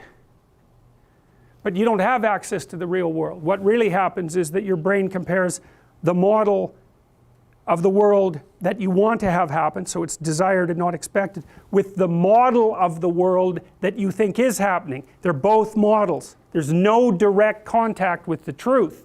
And so what that means, and this is what's horrible about this, is that if your model fails, it doesn't only mean that you have to adjust your expectation and change your motor activity. It means you might have to bloody well retool your perceptions. Well, that's a lot more horrifying than just having to change your motor output. If you betray me, then I have to see you differently. And you know, if we've interacted a long time, I've built up a hell of a model of you. You know, it's taken a tremendous amount of effort to generate. And I may have used that model as a predicate for all sorts of other plans, which is what you do with an intimate relationship. And so then if you do something that indicates a true mismatch, it isn't only that I have to adjust my actions. God only knows what I'm going to have to retool. I may even have to retool my perceptions of myself. I'm a lot more gullible than I thought I was, for example, and God only knows what the implications of that are. If you're close to me and you could do this to me, is that my flaw? And am I carrying that into other relationships? It's an absolute catastrophe. And so Gray actually underestimated the degree of severity of mismatch, because he only said, well, it was motor output and reworld adjusting that would have to be repaired, not perception. Because like most behaviorists, see, the behaviorists had this idea of stimulus, right? The stimulus produces the response. It's like, okay, what stimulus? Well, they never went there. They just assumed that the stimulus spoke for itself, but it doesn't. That's the fundamental weakness of behavioral theory, is that the reason they could get rid of the mind was because they hid it invisibly inside the idea of the stimulus, which was all of a sudden not just something that was a sense, like a piece of sense data, but that had motivation built into it. Well, no, you can't do that. The motivation, you can put the motivation in the object, but then it's no longer an object. It's something completely different. Okay, good. Let's stop there. When you come back, I'm going to tell you a bunch of stories, okay? So we'll break for 15 minutes. So imagine what happens when a civilization develops. And it develops out of an amalgam of tribal organizations. And so each of those tribes has their own god, which is their own sort of imaginative universe, and their attempt to make sense out of the moral landscape of being. And underneath all of those representations is a pattern. And the reason there's a pattern there is because all of those tribes are made up of people. And so there's going to be, it's like there's a domain within which variation is going to occur. So if we're going to set up a structure that works across time, it's going to at least be roughly predicated on the same structures that a dominance hierarchy is predicated on. It's going to be predicated on the same patterns of interactions that would characterize a chimpanzee troop. You know, there's this basic biological, what would you call it? There's a realm of biological necessity that constitutes the boundary space within which human interactions have to take place. I mean, I can't be so violent that I kill everyone in my tribe. That's not going to be very helpful, because I'm a tribal creature. So without the tribe, what am I going to do? And so I have to be vaguely acceptable to other people, because otherwise they'll kill me. Even if I'm really, really powerful, they'll take me down. And so because I have to deal with you and you and you and you and you, we're going to modify each other continually and within parameters. Now, the parameters are wide, but they're not non-existent. And you know, you can see what those parameters are genuinely if you look at something like a wolf pack or a chimpanzee troop, because those are stable across, really, the structure itself is stable across at least hundreds of thousands of years, if not millions of years. And so so Franz de Waal shows, for example, that with the chimpanzee troops, if you have he studied them mostly at the Arnhem Zoo, and I would recommend his writings highly. De Waal, D-E-W-A-A-L. He's interested in prototypical moral behavior among chimpanzees. It's a very interesting study. And what he's showed, for example, is that if you have a particularly, the dominant dominance hierarchy in chimpanzees is male. There's a female dominance hierarchy too that overlaps the male, and some of the females are more dominant than many of the males. But the fundamental structure looks like it's patriarchal, roughly speaking, among chimpanzees. if you put a really rough, tough, barbaric, brutal dictator chimpanzee at the top, his reign tends to be unstable and violent because he isn't good at negotiating social support, and so he doesn't have any. And so that means two chimpanzees that are friends can take him out, and so that's what happens. And so the despot chimp is an unstable leader. And De Waal has shown that the more stable chimp leaders are more chimpanitarian, I guess would be the right word. It's not humanitarian. They have friends. And you know, friendship is predicated on reciprocity, even among chimpanzees. And so if a predicate of power is reciprocity, then that's one of the things that alleviates the dictatorial tendency. So anyways, so my point is, when a great civilization emerges, it emerges from the amalgam of tribal groups. And each of the tribal groups has their own ethic, but that ethic isn't, the ethics aren't entirely separate from one another. That's why tribes can trade, because they do trade. They interact with one another. It's kind of half, I remember, here's how heretofore separated tribes begin to trade. Because you don't know, you meet each other across the river, and it's like you got your bows and arrows, and someone makes a mistake and it's like warfare. And so, but you don't want to start the damn war because maybe you'll die. So you're sitting there with your bow and arrows watching these guys, and now you know they're there. And so then you go back to your tribe and you think, oh man, what the hell are we going to do about this? And one solution is, well, let's find out where they are, and then we'll go in there at night and we'll kill a bunch of them, or we'll wipe them out, or something like that. Or another solution might be, did you see all the neat stuff they had? And so then what do is you find a border area, and you go and you put some things out there that are valuable, and you run away, and then you watch from the trees, and you see what happens when these other people discover these valuable things that you left there. And if they're like a little on the psychopathic side, they pick it all up and giggle and run away, and that's the end of that. But if they have any sense, what they do is they leave some cool stuff on the ground too, and then they run off.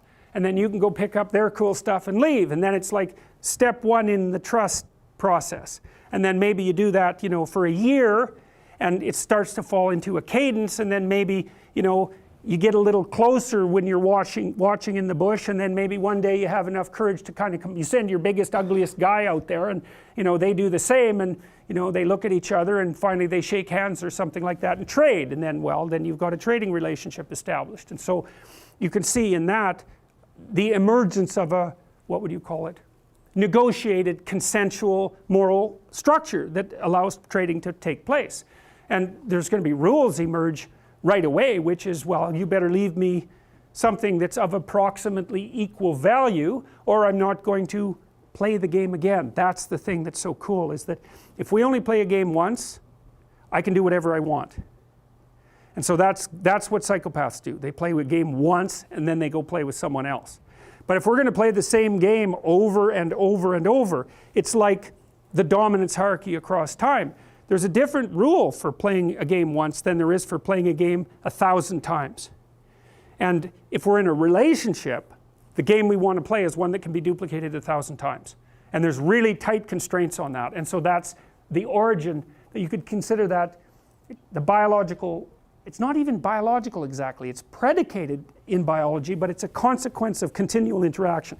The ethic emerges. It's like the rats that I told you about, that, you know, the rats that play with each other. The big rat has to let the little rat win 30% of the time, or the little rat won't play anymore. And so because the little rat, that's the biological framing. The limitation is the little rat doesn't want to lose all the time.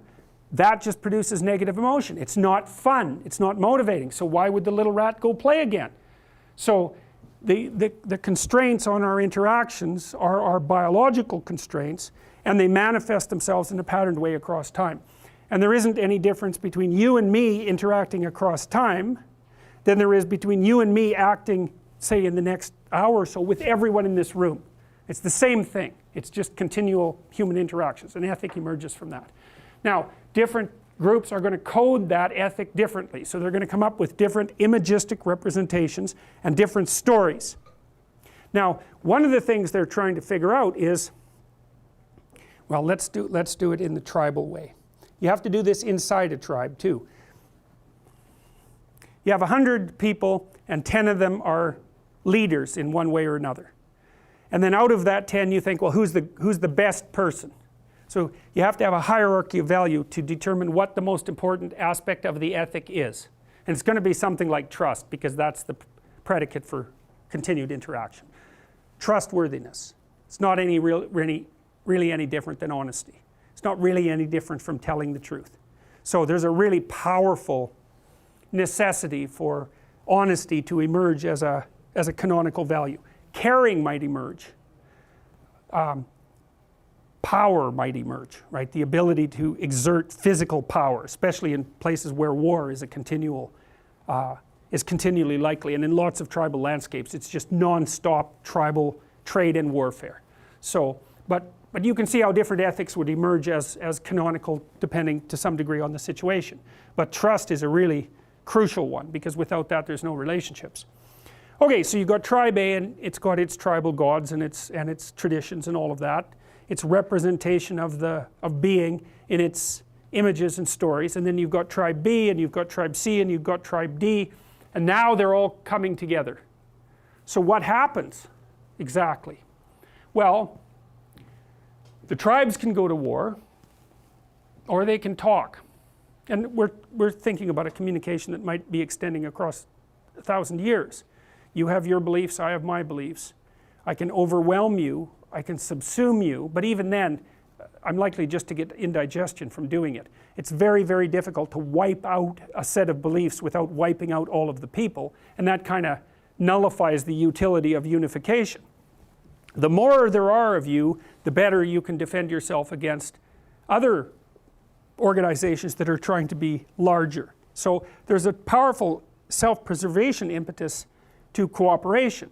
And so one of the things you see happening in the development of the stories in the Old Testament, for example, we know this about Genesis in particular, that there were at least, this is relatively recently, so say 3,000 years ago, not 50,000 years ago, there were two different stories. There's two different stories in the Genesis account, told by two different storytellers, and people who are very good at textual analysis have been able to separate them, and they were put together, I don't remember when, again it's probably about something between 2,000 and 3,000 years ago. They were put together by what appeared to be a single editor, and so he took these disparate accounts and tried to organize them into something that looked like a logical narrative, and that was part of the process by which different tribal representations of the world were brought into something under which the tribes as a unit could simultaneously exist. So you can think about it as a competition between imagistic representations across time,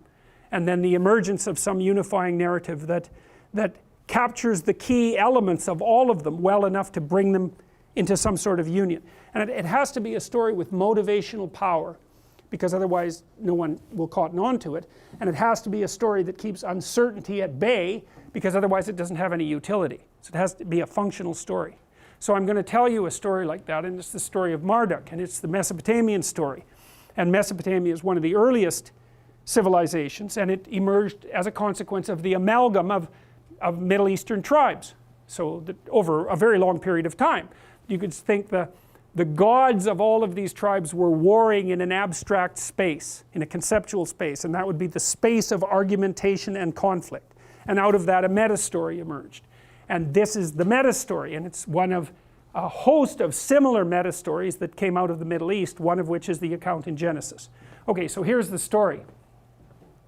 So there are two primary deities to begin with, Apsu and Tiamat.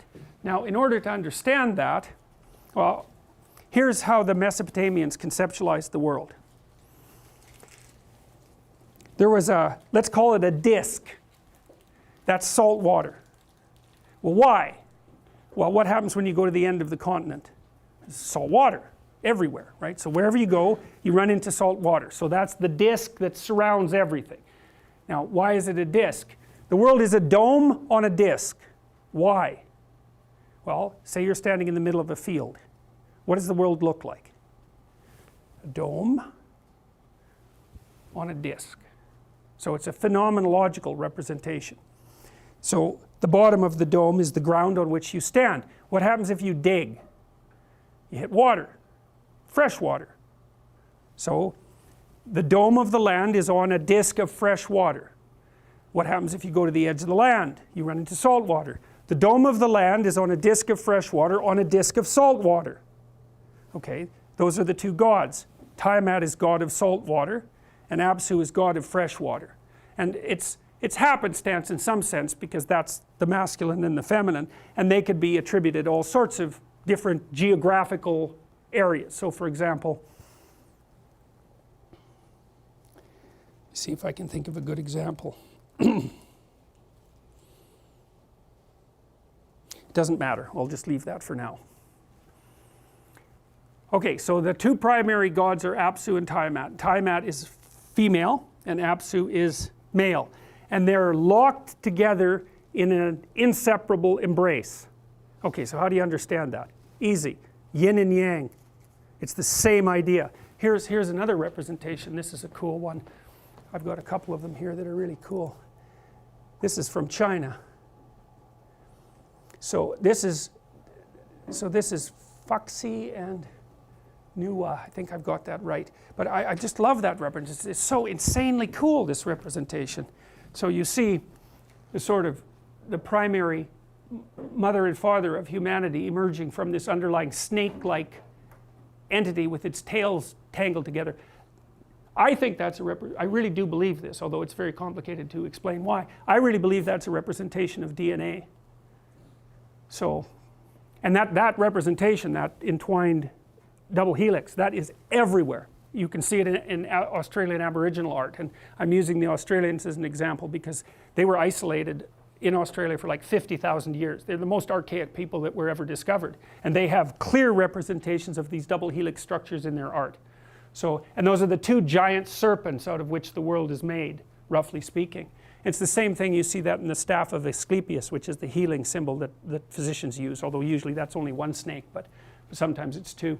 So that's a Chinese representation, and then there's this. That's the Egyptian representation. We talked about the Egyptian story the other day, right? We talked about Isis and Osiris. So there they are, cobras. Their tails are twined together. See, they emerge out of that. That's the dragon of chaos that manifests itself as culture and nature. That's the representation. That's unbelievably cool. So, okay. So, anyways, back to the Mesopotamian story. So, Apsu and Tiamat are the primordial deities, nature and culture. They're entwined together, and they give rise to their first category of children, and those are I think you could think about them as the elder gods. Now, what do they represent? Well, the question is, what do the gods represent? And they represent sort of like primary modes of being. It's something like that. So think about Ares, or Mars, the god of war. Well, that's a representation of single-minded aggression. And then you can think about Eros, or Venus, which is a primary representation of sexuality. And you might say, well, why are those deities? Well, that's simple. They live forever, and they control you, and their personalities. So that's that. For that, it's like, yes, obviously. You know, and you know that you're under the sway of anger, you're not in control of yourself. If you're under the sway of erotic possession, you make a fool out of yourself. You're a tool of the power that drives the continuation of the species forward. Hunger is the same thing. Any primordial motivational drive we've conceptualized in this class as a personality, but those are transcendent personalities, and they're eternal. They're forever. And so that's why the Greeks, for example, thought that human beings were just the playthings of the gods, and this idea is echoed in the Mesopotamian stories. So then you can think about it sort of neurodevelopmentally as well, is that out of nothing, out of culture and nature, emerges, say, the 2-year-old. The 2-year-old is a battleground of primary motivational forces, and something like that is being hinted at in the Mesopotamian creation story. The first progeny of the fundamental union of chaos and order, Apsu and Tiamat, is the proliferation of these primary motivational forces. They're sort of like the titans or the or the what was it the Greek gods kept underneath the mountain? That's Zeus. What's the name of that? They're like they're earthquakes and fires and that sort of thing. They're primordial forces. Okay, anyways, so these children are produced, and what happens? They're very noisy. They run around doing all sorts of things. You could think about them as grown-up 2-year-olds causing all sorts of trouble. The first thing they do is kill Apsu and make their home on his corpse. It's brilliant. Now the story doesn't say much about Apsu other than that. The culture deity, the primary culture deity is not elaborated up that much in the Mesopotamian story, and I think that's probably because at the time of the Mesopotamian, civilization was new enough so that we really hadn't mapped the mythology of culture. The Egyptians did that much more, and I know I told you that story first, but that's just how it goes. So the elder gods make their home on the corpse of Apsu. Well, what does that mean? Well, that's sort of how it is. You inhabit the corpse of culture, right? It's the dead past. But it's not just the dead past. One of the things that's very cool about the Mesopotamian story is that the elder gods are foolish enough to kill it. It's the death of God, by the way. It's no different from what Nietzsche pronounced. This has been going on for a very, very long time, this collapse of belief systems. They kill it carelessly because they don't understand what it is that they need to survive. They kill it carelessly, and then they try to live on the corpse. I think that's what the postmodernists do, by the way, because they assume we have this tremendous system of value that's been built up across time, and it sustains us, and everyone is criticizing it and trying to destroy it. And it's, well, we live in its corpse, and that won't nourish us forever. It has to be replenished, and there's nothing in the postmodernist philosophy that can act to replenish. Anyways, they kill Apsu. What happens when you kill order? Chaos comes back. Tiamat. Now this is Tiamat. Here. Feminine, but also the dragon. So it's you think, out of this fundamental reptilian treasure bearer, culture and nature emerge. And they can pull back into that very rapidly. So here's an example. You've all seen Sleeping Beauty, I presume. How many of you have seen Sleeping Beauty, the Disney film? How many of you haven't? Okay, so there's a couple that haven't. There's a scene in Sleeping Beauty where the evil queen has imprisoned the prince who's going to wake Sleeping Beauty up. So he's the logos, or he's the heroic individual, or he's that element of her consciousness that wakes her up. You can read it either way. She's got him trapped in a dungeon, so she's the kind of ultimate Oedipal mother, you know. She's the mother that has her 40-year-old son in the basement who's like overweight and unhealthy and watching video games and being covered with Cheeto dust, and she always like feeds him sandwiches so he won't leave, you know. And she says, oh, it's a good thing you didn't go out in the world and make some poor woman miserable. So anyway, so that's the evil queen. He's got the hero trapped in the dungeon. So he goes out, he escapes, and then she goes after him to try to bring him back and turns into the dragon. That's what happens in Sleeping Beauty. So that's that reversion of the archetype into its even more primordial force. So anyway, so Tiamat is kind of an amalgam of feminine nature and also this more underlying primordial symbol. So anyway, she is not happy. She is not happy that her children killed her husband. And so she thinks, oh well, enough of these creatures. We're gonna do them in. It's a flood myth. It's the same idea. So what happens in the story of Noah, this happens worldwide, is that human beings get all corrupt and make a lot of racket and break all sorts of rules, and God thinks, oh well, you know, enough of you. We'll just bring in a flood and wipe you all out. That's chaos returning. You destabilize order too badly. There's a flood, and that brings with it all sorts of new things because it's water, but it just drowns you. It drowns you. Now Noah is a good man, so he can ride out the flood. He's the hero that can go down into the chaos and then back up because he hasn't let go of his morality despite the fact that the entire society has disintegrated. So he saves everything. So it's like Moses crossing the Red Sea and then coming out the other side. Same sort of idea. Anyway, so Tiamat, she's not happy. And these gods are careless too and impulsive. They're making a lot of noise, and their activity disturbs her. You know, and you can see echoes of that fear, that mythological fear, in modern consciousness, because we tell ourselves the same story, right? The story is, if we keep running around making enough racket, Mother Nature is going to take offense and wipe us out. And that's the story that's at the bottom of the sort of apocalyptic element of the global warming apocalypse. It's like, if we muck about badly enough, nature will take its revenge. Okay, fine, it's true, it's true, it's a story that's always been true. So anyways, the gods are making a lot of noise, they're being impulsive, and then they make the fatal error of killing Apsu, and that's a big mistake. And so Tiamat thinks, all right, enough of this. She wakes up and she thinks, I'm going to wipe them all out. Now these gods, they're gods, eh? I mean, they're not trivial characters, but they're pretty worried because they're gods, but Tiamat is their mother. She gave birth to them. She's Mother Nature. And if she's angry about it, then the jig's up. And so what Tiamat does is she prepares this army of monsters. And they're described. There's, I think, 13 different kinds of monsters, and they're chimeric images. They're images of, you know, they're like dragons. They're half snake and half bird and half animal, and they're monstrous images. And they're sort of the Mesopotamians' attempt to imagistically represent those things that might come forward as an onslaught. And so it generates a whole 13 major monsters and then puts a whole army behind them, and she elects one of them, Kingu is his name, as head monster. So he's, for all intents and purposes, he's an early representation of Satan. He's like king of the bad guys, and it's important to know about him because something happens later in the story. So Tiamat's preparing her army of monsters, chimeras, to wipe out the gods. And so they're like shorting out about this, but while they're doing it, they're still making a lot of racket and living the high life in Apsu's corpse and propagating. And while they're doing that, they send out one god after another to combat Tiamat, and they all come back failed.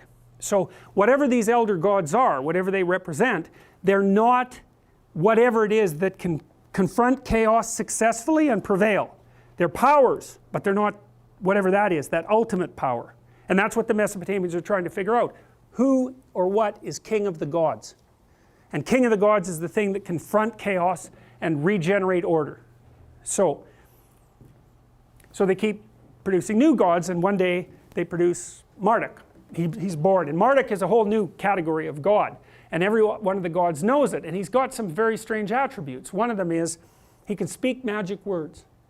And so when Marduk speaks, the night sky transforms into the day sky and vice versa. So he's the verbal capacity. It's a massive discovery. It's a massive discovery by the Mesopotamians, because it's the first time we know of that the idea that it's the capacity for communicative speech as the primary deity should be at the top of the dominance hierarchy. It's one of the most remarkable discoveries of the ages. And he also has eyes all the way around his head. So Marduk is the thing that can speak and see. And it's the thing that's, so all the gods think, wow, well this is a whole new thing, man. How about you go out and combat Tiamat? Well, it doesn't sound like much of a picnic, you know. The logical thing for any sensible god to say is, how about no? But Marduk doesn't say that. He says, look, I'll make you guys a deal. You get yourself together in a hall, you know, and you have a vote, for all intents and purposes, and you vote me king of the gods. And allow me from here on in to determine destinies. That's exactly what the Mesopotamians say. He gets the tablet of destiny, and he's now in control of it. So the Mesopotamians are working out this idea that it's the thing that can see and that can talk that should be the thing that guides destiny, especially if destiny involves having to go into combat with chaos itself and restructure the world. And so Marduk says, those are the terms. I'll do it, but I'm king of the gods. And they all think, well, the fool's going to go out there and get killed anyway, so, you know, what do we have to lose? And so they agree, and so Marduk goes out to combat Tiamat, and he takes a net and a sword, and he, if I remember correctly, he fills her with a wind, which is, I believe, part of the manifestation of this voice idea. He fills her with a wind, he encapsulates her in a net. Now think about what that means. You know, psychologists even use this phrase, nomological net. And a nomological net is the network of concepts that you use to encapsulate something new in an ideational structure. And so the idea of putting something in a net is to put boundaries around it, right? And to constrain it. And so some of that's actually, well, you can capture a predator in a net and then cut it up. But there's no difference between that. There's a tight analogy between that and encapsulating something novel in a conceptual network, which then enables you to cut it up into something useful. Okay, so that's what happens. Marduk goes out, he confronts Tiamat, he overcomes the monsters, and he kills Kingu. And so, and then he cuts Tiamat into pieces, and he makes the world. And then that's the world that human beings live on. And he makes the human beings to serve the gods. Okay, so that's the first part of the story. Now he also kills Kingu, and he makes human beings out of the blood of Kingu. Now that's a hell of a story, right? Because Kingu is king of the demons, and human beings are the creature that's made out of the blood of the king of the demons. And it's a very similar idea to the later sort of Egyptian and Judeo-Christian ideas that there's a satanic element to being that's also characteristic of human beings. And part of that is, well, what's the difference between human beings and every other element of being? And the answer to that is, human beings can deceive you, right? We're the only creatures that can do that. We're capable of deception, voluntary deception. We're capable of malevolence. And so that's echoed as well in the story in Genesis, because when Adam and Eve eat the apple, they wake up, the scales fall from their eyes, they recognize that they're naked, and they know the difference between good and evil, which means they can do evil. And it took me a long time to figure that out, what that meant. So imagine, because there's a causal sequence, hey? The snake offers you something that you ingest, it wakes you up. The scales fall from your eyes, so now you can see. The first thing you do is you realize that you're naked. Well, what does that mean? Well, human beings stand upright. The most vulnerable part of us is front and center. To be hurt, but also to be judged, right? To be naked is to be, that's terrifying. You want to not die. You want to cover yourself up. And so that's the recognition of nakedness. But then you might say, well, why does the knowledge of good and evil emerge from that? As soon as you know you're naked and vulnerable, you know how to hurt other people. You're not a predator anymore, because they'll just tear you apart and eat you. They don't want you to suffer, although they don't care. They don't want you to suffer, they just want to eat you. But once I know what hurts me, I know what hurts you. And then I can turn that into an art, and people have done that. And so that's why the knowledge of evil comes immediately as a consequence of the knowledge of nakedness. And that's associated with the same idea that human beings are made out of the blood of Kingu. Nasty stories, but very, they're messing with the fundamental structure of reality. They want to get this right. Okay, so one of the cool things about this story, so that's Marduk. Now, here's what's so interesting about that. The Mesopotamians, they've got this story about the deities and how they organized themselves to respond to the emergence of chaos and how to master it. You go after it, you declare yourself the thing at the top of the dominance hierarchy, your eyes and speech, you go out there voluntarily, you encapsulate the chaos, you cut it into pieces, and you make the world. That makes you top god. Brilliant, bloody, absolutely phenomenally brilliant. So what happens, that's what's happening in the heavenly domain, let's say. What happens in the earthly domain? The emperor of the Mesopotamians is Marduk. He's the manifestation of Marduk on earth. And he has to be a good Marduk. That's because he might say, well, why should you be king? Well, the answer to that is, well, you're most powerful. No, that's not going to work. Some other weasels will take you out. Why should you be king? Well, because you pay attention and you speak properly and you keep chaos at bay and you make ingenious things happen as a consequence. So that's what the bloody Mesopotamians were trying to work out. What should be sovereign and why? Okay, so what did they do? In the New Year's ceremony, so imagine that the king is in a walled city, right? So that's, the king's at the top of the dominance hierarchy. He's the eye at the top of the pyramid in a walled city with chaos outside. Chaos is outside. That's the domain of Tiamat. At the New Year's ceremony, the old year, we know about that, we still have this idea. The old year is an old man. The new year is about to be born. There's an intermediary period of chaos. That's New Year's Eve, right? That's the intermediate period of chaos where all the rules are temporarily suspended, which is why you can go out and party like there's no tomorrow, New Year's Eve, and before the new year is born. The Mesopotamian emperor and all of his retinue and the people go outside the city on New Year's Eve, and they take statues that represent the gods and they act out the story that I just told you with the statues. And as part of that, the emperor has to take off all his garbs, his garments that make him king, and kneel in front of the priest, and the priest, if I remember correctly, slaps him with a glove, it's something like that, and tells him that he has to tell everyone why in the last year he wasn't a very good Marduk and how he's going to do better in the future, which is exactly, by the way, what you do when you make your New Year's, what do you call those? Yes, the ones you immediately break the next day. But it's the same, it's this renewal idea, and it happens in the depth of darkness in the middle of the winter before the light comes back, right? That's why it's set up that way. So anyways, and so as long as the emperor is a good Marduk, then that's why he gets to be emperor. And if he's not a good Marduk, then, well, someone else should be emperor. So that's how that works.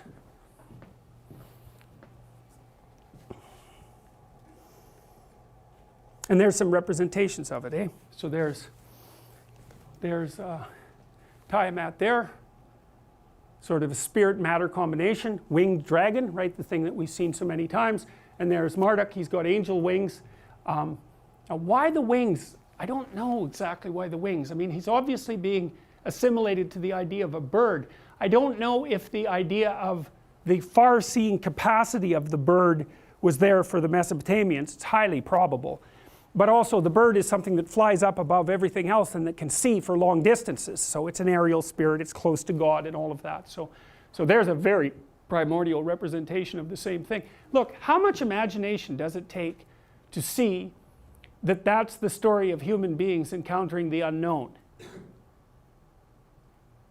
You know, when you know the code, it just seems self-evident. Yes, well, he's got his bow and arrow, you know, and he's out there fighting the monsters of the unknown, and that's how human beings have survived. You see, yeah, and then you see here he's riding this great big snake, so that's another representation of the same kind of thing. Okay, so let me just think for a minute and figure out what I want to do next, if I want to go somewhere next. I guess what I'll do right now is I'll just show you some additional pictures. So we've laid out the conceptual world to some degree, right? And I mentioned that you can think about it as the potential itself, that's the dragon of chaos, and then nature, which has a positive and a negative element, creation and destruction, and culture, which has a positive and negative emotion element. They're reversed, because it's the positive element of culture that protects you against the negative element of nature.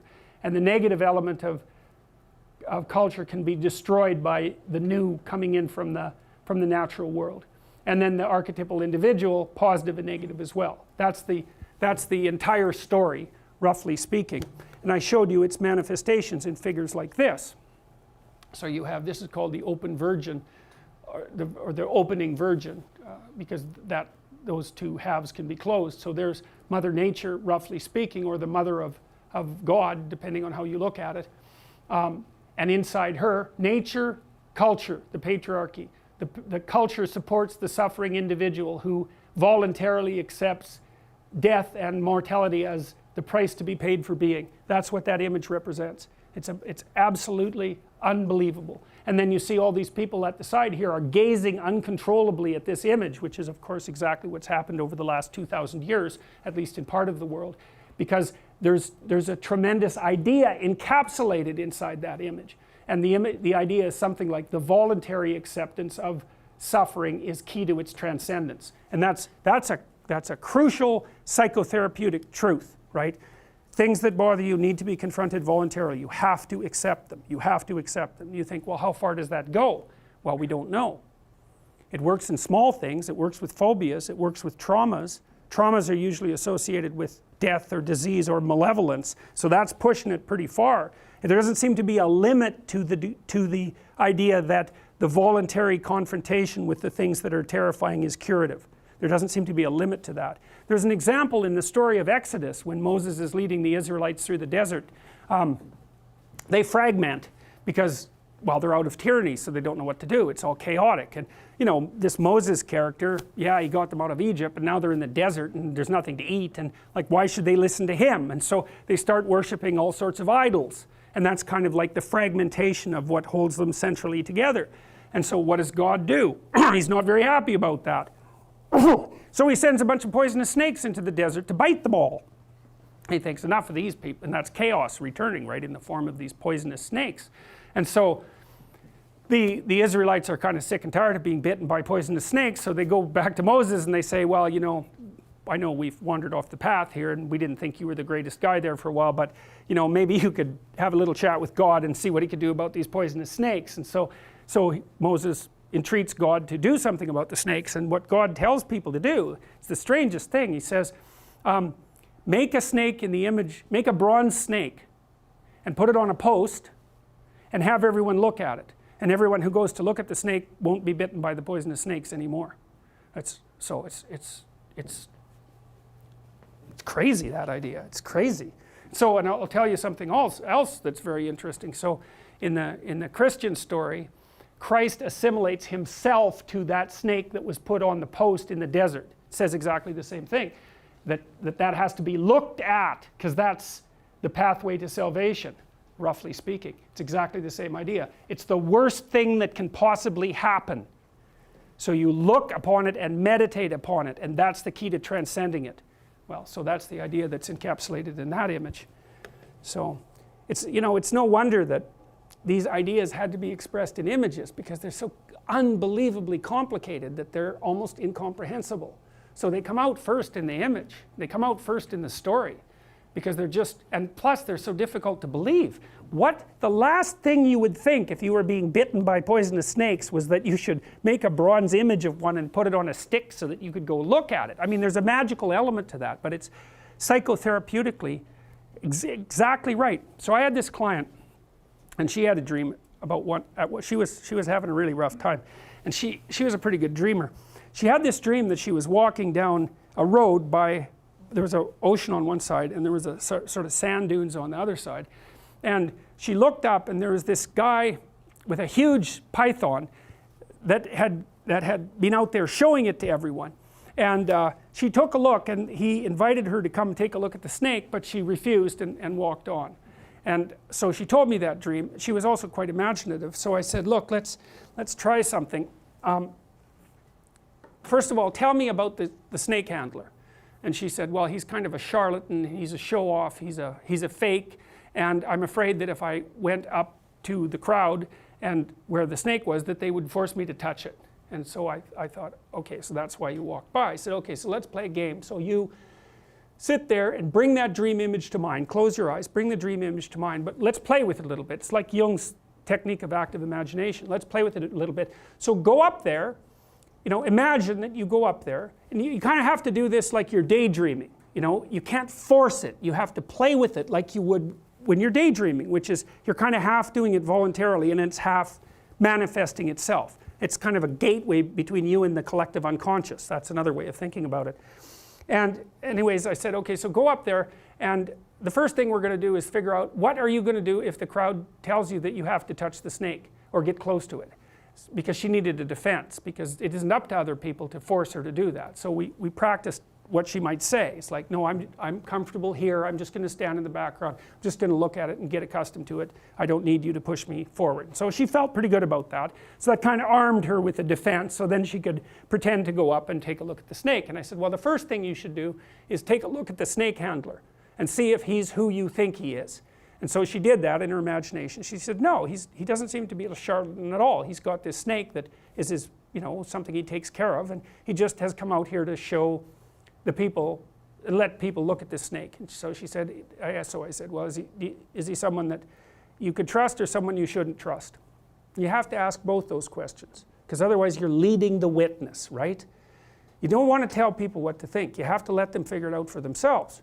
So, and she said, no, I think he's somebody that could be trusted. And I said, okay, well, so what do you think that you could go up there and you know, maybe lay your hands on the snake and touch the snake? And she said she wasn't sure about it, but we went through it and she was able to do it. And so it's the same. So she had to make contact. She had to voluntarily make contact with this terrible snake that's at the bottom of being, that's at the bottom of the tree of existence. Right? That's where the snake is. It's wrapped around the tree. Well, why? Well, partly because we lived in trees, and that's where the damn snakes were, down there on the ground where we didn't know. Right? And that's the divine tree of being, that.